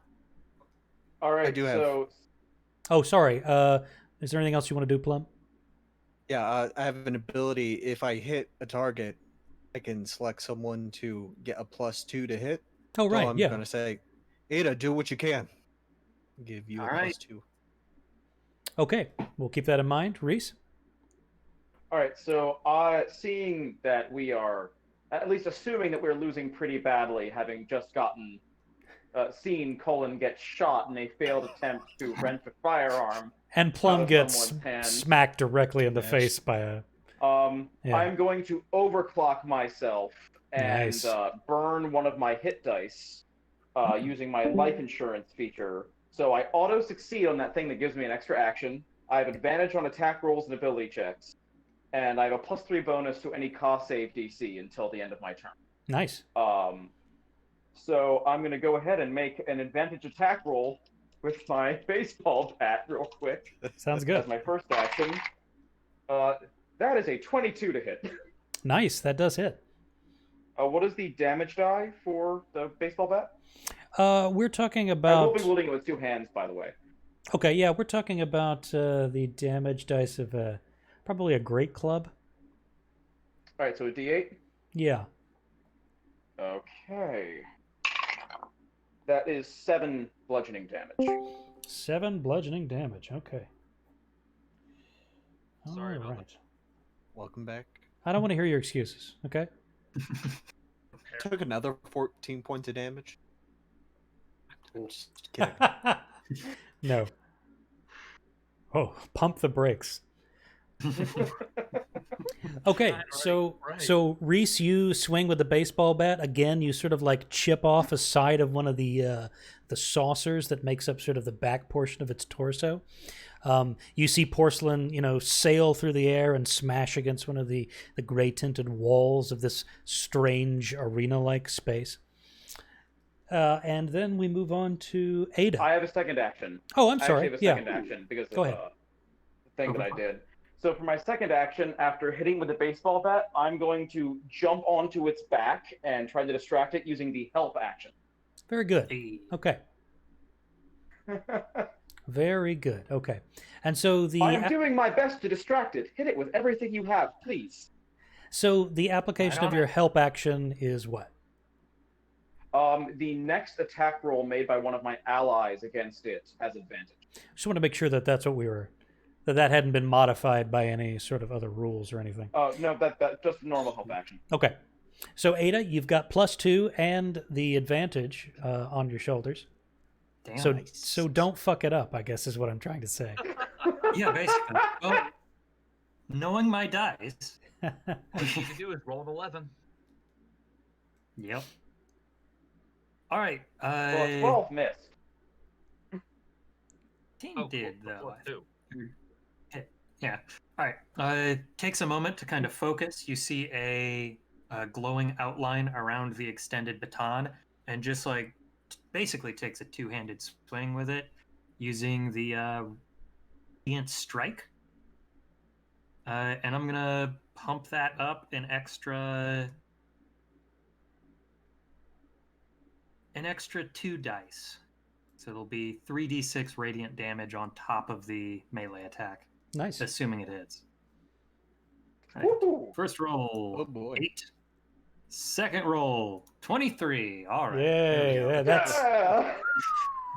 You added your +2 as well? The +2 bonus? That's with the +2. Okay. so 23 definitely hits. Baton is 1d4. Yep. Yep, 1d4 1d4. bludgeoning. All right, so 4 bludgeoning, Okay. and then 10 radiant damage. Nice. Whew. Okay, you take this sort of baseball style swing with the baton. You Impressive. smash against the porcelain golem, and there's a brilliant flash of light, almost like somebody set off a flashbang in the room. And you see that there is, for the first time, it looks like the porcelain golem is actually bothered by an attack. It's sort of like it's staggered a little bit. And you can see that there's a pretty decent sort of chunk of spider web cracks going through a portion of its sort of right midsection. What the hell was that? I'm gonna Excellent whistle, shot, like, Ada. Keep it up. Nice. Try. It's the golem's turn. The golem, you can see after this blinding flash and this pretty sizable hit, you see that it begins to sort of like shake itself in a way that seems to be kind of composing itself after being hit. And then you see it raises its fists both up and begins sort of like pumping them in this display of aggression and dominance. And it's going to roll with advantage to hit you, Ada. Fair enough. Oh, shit. Okay. Double eights. So, with the attack bonus, does a 16 hit you? Yes, a 16 will hit me. Hot damn. Oh. I have the squish. 2, 5, 6, 7, 8 bludgeoning damage. Minus Okay. 1 for my ability. Nice. Only -7. Still good to go. So this Not thing happy about basically it. like backhands you, sends you staggering back slightly, as it just comes full force into your face and chest. And you can see that it is basically swinging wildly now. It is clearly, if this thing had eyebrows, they would be V formation all the way, just highly pissed. Now that means that, well, we'll just move on. We'll say that. Cullen, it's your turn again. All right, I'm not lagged out. I am going to try and punch it with my brass knuckles Sounds good. on the broken side, specifically. Okay. All right. So I'm kind of gonna like swift around to an area that it's already hurt. Sounds good. Now you do have advantage on this attack. And I get a +2 to attack roll. No, that was specifically No. for Ada. Oh, okay. That was a one-time thing. All right, so advantage. All right, a 12. So I think I missed. 12's a miss, yeah.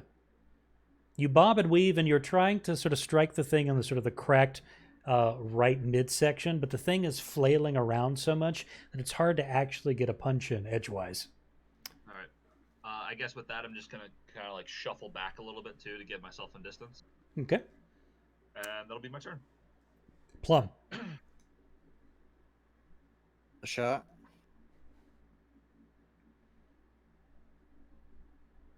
Oh, natural crit.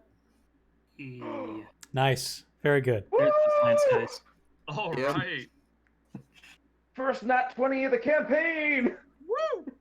We already had 8 that one too. damage. How much damage? 8 damage. Okay. That's piercing because you used your service pistol, right? Yes. Keep up the fire, and I will boost my ability, which gives everyone a +1. And I'll give Collins the +2. Okay. So Nice. another For 10 rounds. another bullet fired. Ping! Another smashing and cracking sound. You see more of these spider-webbed cracks kind of making their way through the golem's entire form. And is that the end of your turn, Plum? Yes. Okay. Reese, you're back up. All right, I'm going to attempt to make my perception check again. Okay. Nope, that's only a 9. I do not double my efforts. That said, because of the bonus, I'm going to remain on its back and just try to do an overhand bat swing directly onto its head. Sure, yeah. That is a 21 to hit. That hits, absolutely. And that's going to be a total of 10 bludgeoning damage. 10 bludgeoning damage. Okay. Very good. Okay, so you come down with your baseball bat, smash this thing. You hear a satisfying crunching noise as you see the plates and saucers that make up this thing's sort of head section crumple inward. It begins to sort of flail about in the sort of Frankensteinian sense as you are clutching onto this thing and smashing it as it's waving its arms. And I will remain on its back. Even Okay. though it's not doing anything mechanically. Then, okay. Let's see. Ada, you're up.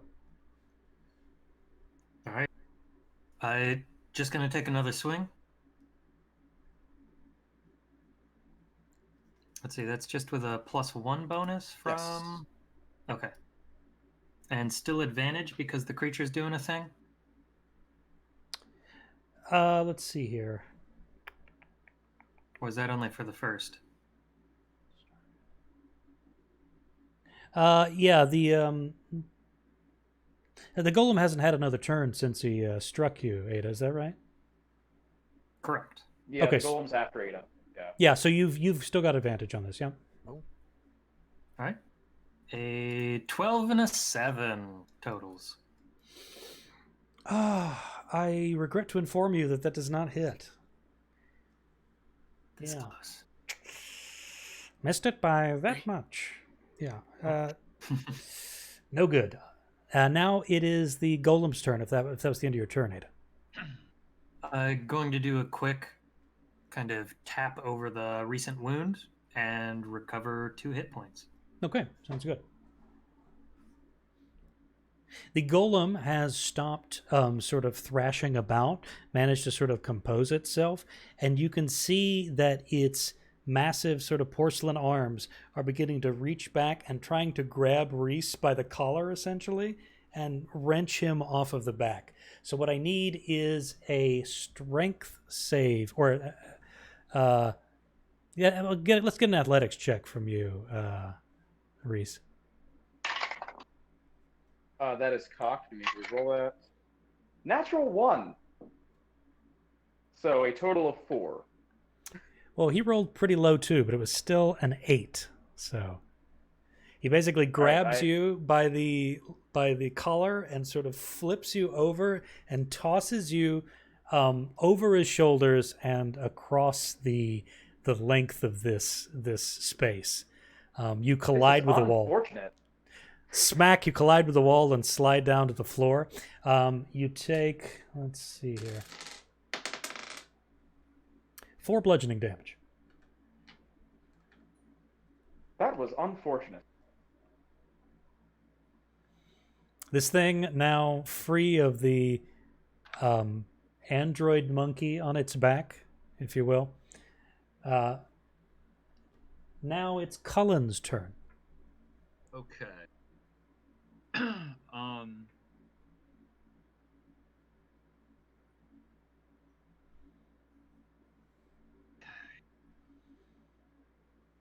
right. Okay, so I am going to make another attack roll with my brass knuckles, and then I'm going to spend 1 tech point, which is with my the tech savant to use immediacy, which I took at level 1, to spend 1 tech point for an extra attack action. So I'm gonna go attack. Okay. Sounds good. So I'm just gonna roll everything right now. Remember your +1 bonus from Get a +2 Plum's from thing. it. Colin will get a +2. Oh, right. Yeah. Nice. All right, and no advantage on this, correct? No advantage. All right. I rolled a total of 4 for the first one, and a total of 16 for the second one. The 16 is doing a 3 damage total. 3 bludgeoning, right? Yeah. 3 Okay. bludgeoning, yeah. Okay, the second one hits, a kind of a quick jab, and you do manage to make purchase with the thing, but again, it's like punching an antique armoire. Like, this thing's been lacquered and swollen for decades. Like, it's like punching nothing. Yeah. Is that the end of your turn, Cullen? Yes, I will ready myself for whatever comes, I guess. Plum. Let's see if I can hit it again. I hope so. Go Plum! A not natural 20. That does, yes, of course that hits. Yeah. Good old dirty 20. Yeah. 6 points of damage. 6 piercing damage. Okay. And Ross, what's your character's name? Reese. Reese. Go at it, Reese. I'll give you the +2. I will do my best. As Reese unsteadily gets up from the slumped position against the wall on the opposite side of the room. And because I'm not trying to imitate anyone, it's going to be a very like robotic, segmented movement Oh, sure. Yeah. to pick myself up off the floor. And I will brandish my baseball bat, run back. Actually, I'm going to make my perception check real quick to see if I have an extra action. I have a 23! Yes, I finally get to do it without burning resources. Congratulations. All right. So I will then go make my baseball strike, which I get a +2 bonus to, correct? Okay. Natural 20! Hey! You there we did. go. Beautiful. Nevertheless, I appreciate it. Very good. All right. So with the crit, that is a total of 7 bludgeoning damage. Hey, it's nothing to sneeze at. Pretty sure you're incapable of sneezing anyway. So, I can fake one. oh, sure. That's what she said? And then for my second action, I'm going to kind of grab and push on one of its legs to unsteady it to take the help action again. Okay, sounds good. Let's see. After Reese, we've got Ada. All right. Seeing Reese unsteadying it again, go back into that focus, try to rebuild that last moment. Gonna do Radiant Strike again, but gonna dump all 6 extra points of Vessel into that. Woof. Oh. Yeah. This is Here's hoping we hit. This is the part where it misses. Yep. Almost guaranteed at this point. All right, so advantage and a +1. Advantage! Advantage, Yep. that's right, and a +1 because of Plum's thing. First roll 11. Second roll 7. Oh. Can I spend So an immediacy good point to news, give it him sticks another... around.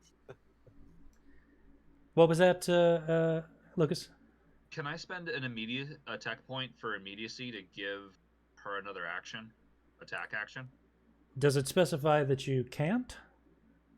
It just says spend 1 tech point as a bonus action to gain an additional action on the turn. Well, in that case, I think the language was referring to you specifically. Okay, I'm gonna yeah. double check that. I try to exploit everything. Oh, sure, yeah, I mean... That's what we do. Yeah. Well, a swing and a miss. Yep, the baton remains glowing. Well, that's good. Yep. The golem, as being sort of unsteadied by Reese's, again, sort of monkey-like attempts to throw its balance off, it decides to, it sort of ignores Reese entirely for the moment, and Crap! and rushes towards Plum, essentially charging at him. Oh no! Does it leave my reach to do so? Oi, Plum, watch out! It depends on whether or not you are holding on to it. Technically I'm not. I just kind of shoved its leg. I wasn't Okay. grappling technically. Then it does leave your range, yes. May I take an opportunity attack as my reaction? Yes, you may. That's what I was about to ask as well. And you may as well. Yep. All three Hit of you it! Hit it! going at it. And I would like to spend a tech point to make that 2 attacks. Sure. Yeah. That's a bonus action thing, Lucas. It's not your turn. Oh, that's right. Yeah, you can only do a reaction there. Yeah. All right. I only got an 11 to hit, so That's a miss. I don't hit. You get 19. 19 hits. Lucas? 14 to hit, 6 bludgeoning damage. I rolled full. Okay, 6 bludgeoning damage. And then what did you get, Steven? Let's see. 4 bludgeoning, and it's 4d6 for all the points. Wow, that rolled really low.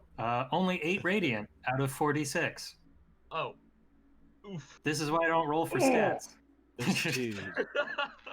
Get another set of dice. Hey, thankfully in this system, your bringing the vessel physical recharges, ones out, which is I think. awesome. Yeah. Oh, you're not Yeah. using physical ones? Using a digital one right now. I can run down and grab mine, but left them downstairs. Kills me. In You know, with in the my- blood I paid for my dice. in my observational experience, Steven's dice luck is negligibly better with actual dice. So Yeah, that's also true. So The worst. despite the 2 attacks by Cullen and Ada, again, Ada's sort of letting off the sun of like blinding flash. You still see Plum as you're sort of slightly shielding your eyes. As you widen your eyes again, you can see that this thing is still rushing towards you. It's going to swing at you to smash you with advantage because it's charging. Ugh. Okay, so that is a 22 to hit you. Oh, yeah. All We'll right. have the shield spell, so You'll get to use that eventually. Maybe. 10 bludgeoning damage, please.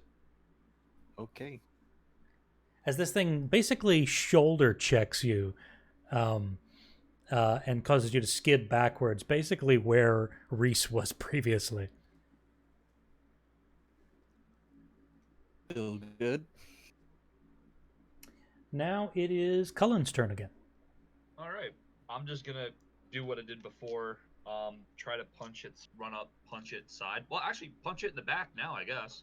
Yeah, I mean, the way you're facing that, the 3 of you have direct access to sort of the rear of it, right? Are we doing flanking in this campaign? No. Okay.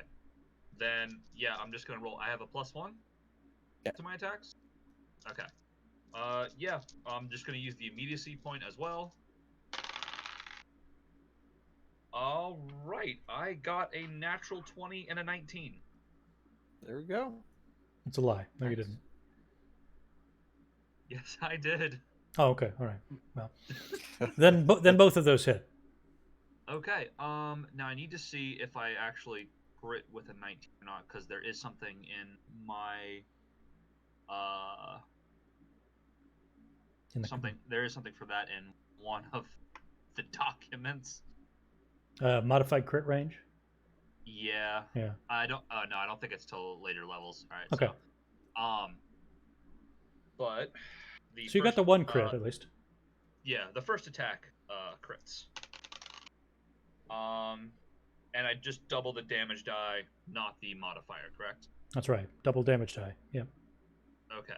Now, does the +2 from the brass knuckles double as well? No. Okay. So then that is 8 and then 3. So a total of 11 bludgeoning damage. 11 bludgeoning damage. All right. Attack. So those are both of your attacks, right? Yes. Cool. So you swing with your brass knuckles 1, 2. You get some pretty sizable hits in the sort of the back of its knee for all intents and purposes. Its right knee. And as you hear this sort of smashing as like bits of porcelain are flying away from its form, you can see that there is a kind of a buckling motion happening, and there is a cracking noise. And very clearly you see the golem, the sort of lower half of its right leg break off and fall against the concrete floor, sort of rolling and crunching out of the way. And you see it sort of take a kind of a knee, if you will, sort of off to the side. I'm kind of gonna scuttle back a little bit then, if I can. Yes. Plum, it's Okay. your turn. So it's only kind of like taking a knee. It's basically taking a knee. It's not prone or anything, but its movement has been crippled in some way.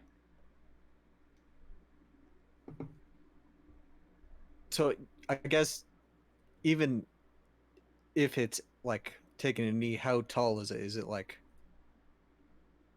was it human sized? It was a large-sized creature, and so now its height has been changed by about... So probably still like our head level. At this point, yeah. Now that it's on your knee, yeah. Then I just do like arm level, just instead of it being like down. It's Dodge just, this. Yeah. Okay, you fire your service weapon. 14. 14's a hit.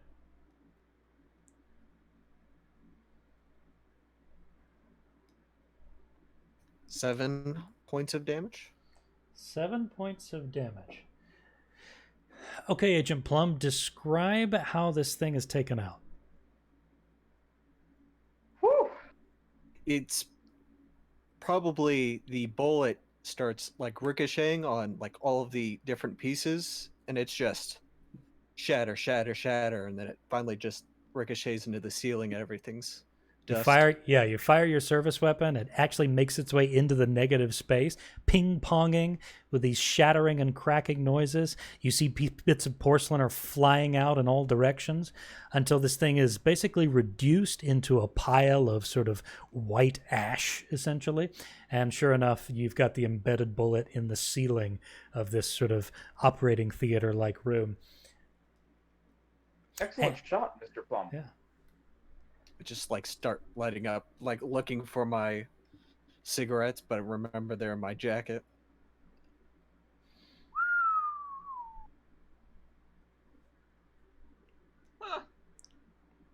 Well, I guess we took care of that problem of theirs. I'm gonna touch my side and just like, oh, I guess that's something.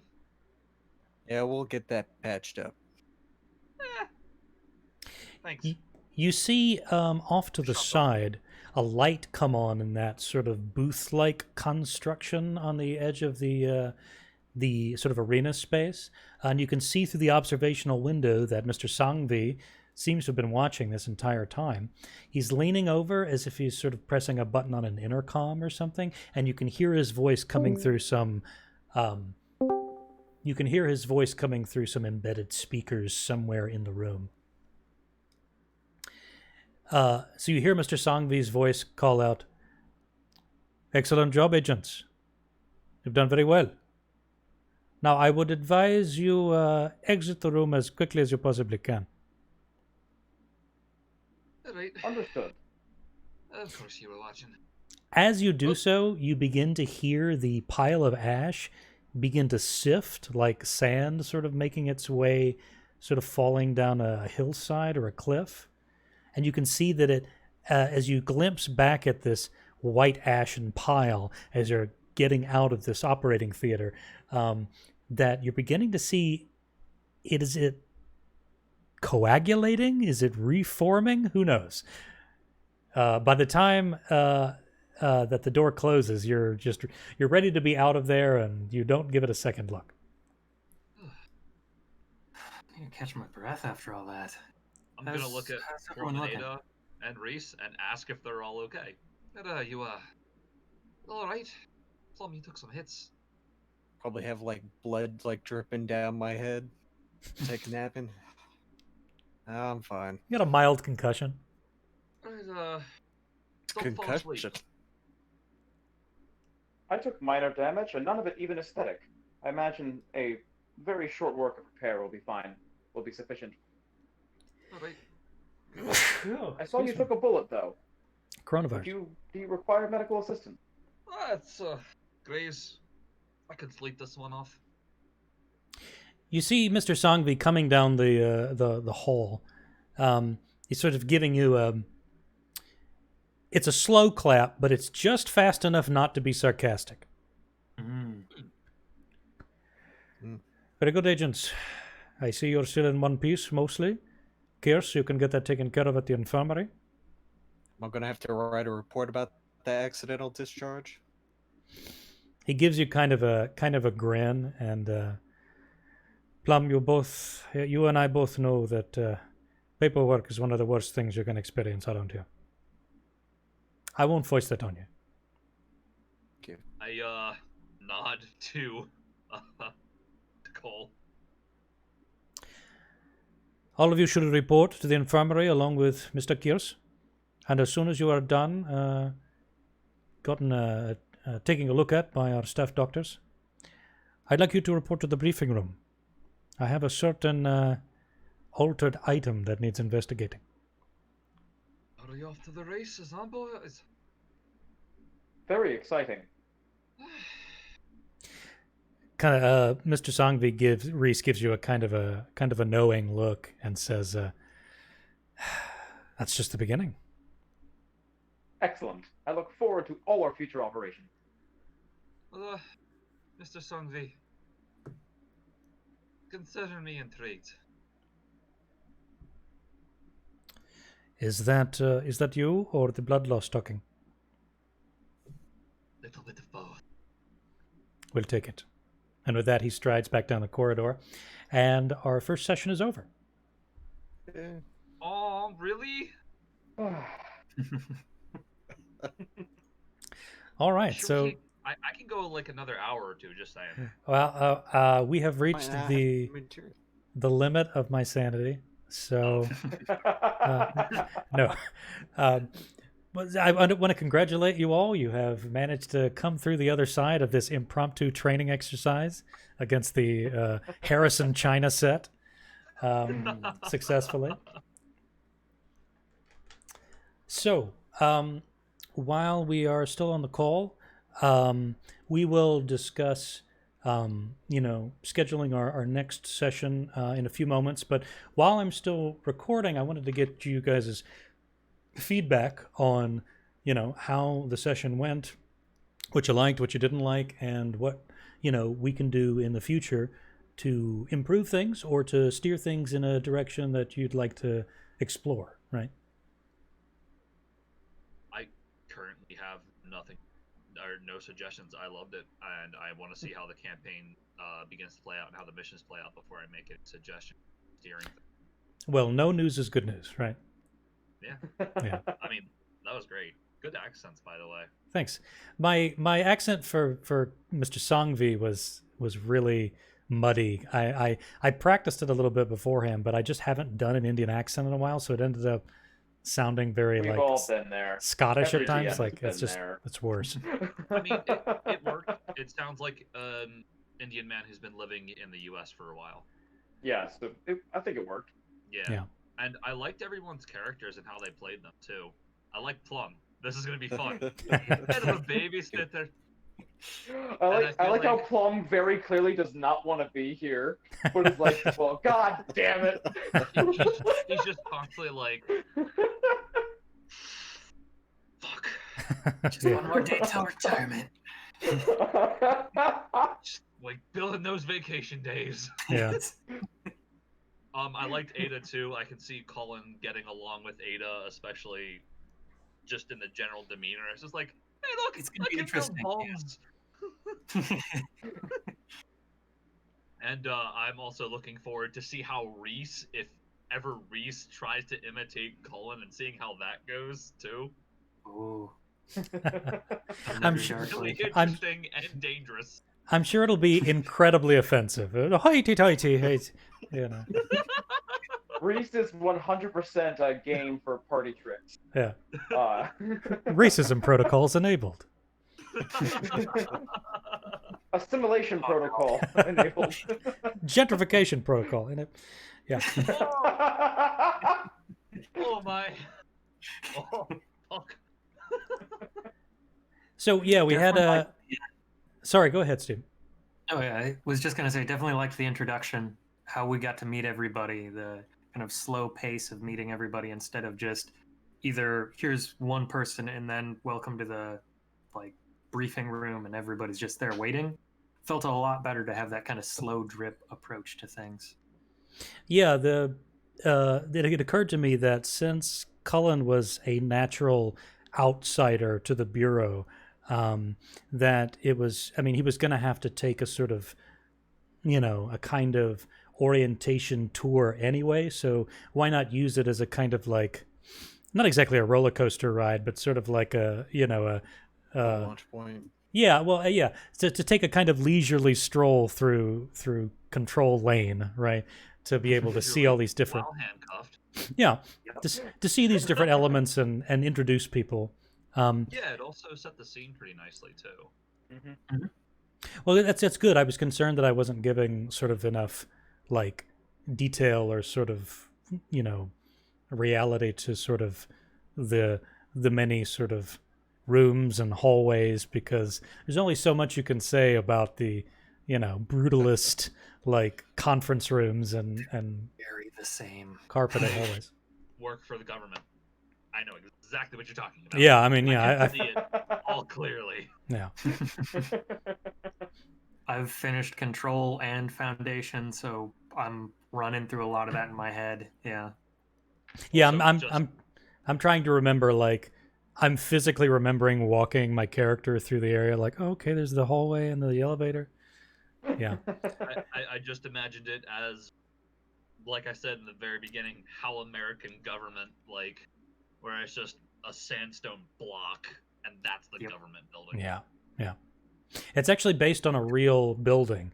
It is based on, I can't remember the exact address. It's 33 something or other, but it is a big brutalist designed skyscraper that is rumored to house like an NSA intelligence program or something called Titan Point or something. It's crazy. I want to look that up now. Yeah. I'm gonna get on a watch list I mean, aren't we all? if I'm not already. Yeah, we were in a call that's going up on the internet where it was mentioned. We're all going on a watch list. We're doing the NSA's work for them. Basically. Yeah, we kind of are. I like. Okay, For so the profiles. first thing comes up is an article written by The Intercept, and then Titan Auto Service. Yeah, I Lancaster, apparently. the 33 Thomas Street building, which is the formerly the AT&T Long Lines building. Yeah, it's been described as the likely location of an NSA mass surveillance hub, codenamed Titan Point. Huh. Yeah. Yeah. I also apologize. I was underprepared for my character because I forgot to do the tech savant stuff, which gives me literally an extra thing that I can do every so often. Like I took immediacy at level 1, and then I took like machines at level 2, which gives me an increased points that I Right. can use. And Well, then I we're get another one at 5 and 10, and we're all new to these people that we're inhabiting, so it's not a big deal. I mean, and this kind of combat is a perfect time when you're dealing with sort of one enemy that you can take the time to sort of feel out, the kinks of the mechanics and everything, and your specific ability sets and stuff. Yeah, so no problem. just can't wait till I get my widget bag. Contains random spare parts, useful materials, and salvage worth $200 during a short or long rest. Scavenge for components in most areas. Be able to recover $10 worth during a short rest, and then I can use said widget bag to create shit. Well, I dare you to try to salvage that porcelain set. Let me back in. You Oh, wait, no, I don't have the widget bag. You probably have another 45 seconds to try. Well, it does say specifically that the GM may award more or less or none at all at your discretion. Sure, depending on the environment and the circumstances. Yeah. Exactly. What they might have on them. Yeah. Yeah. Okay. Well, anything else to add? Any sort of? I would also like to say that I also really, really enjoyed it. The one thing is I would very much like my equipment. Oh yeah, you're gonna get it. Yeah, absolutely. Yeah. This because I'd be much better at a +5 attack bonus to a 1d6 +3 pistol that I Absolutely. can modify to a, because it went landing on that crit. Not only if I had a pistol, not only could I have doubled my damage, I could have then added another 3 auto damage from using a critical shot yeah. feat for 1 tech point. This battle against the golem was definitely an attempt to sort of plunge you into the deep end, like immediately, to see how you would fare, right, in sort of dire circumstances without your equipment, just so that one, you have a taste of, you know, the combat, and two, so that you can get a feel for improvising on the fly, which is something that, you know, bureau agents are going to have to do, especially when they're facing these phenomenon or whatever that don't respond to conventional weaponry, or, you know, have got sort of strange behaviors and stuff. And you guys did pretty well, all, you know, all things considered. So Yeah, none of us got, Only got like knocked. 4 crits. yeah. I rolled 2 nat 1. There comes the luck. And The I got a magic crit. system's been pretty interesting to play around with. It's simple enough that it seems like it will be easy to use. It's just something where you really have to remember every turn. You can get some of your points back. Mm-hmm. Oh. Yeah. And the worst part is there's 3 different ways to get your points back too. So it adds Yep. like a whole extra level of like, when do I do this? When do I do that? Yeah. Okay. Well, thanks everybody for joining us, for indulging me, for having fun in our first session, and we'll see everybody again soon. Nobody leave the call because we need to talk details. But bye, people watching. Bye, viewers. Bye. People watching. Bye,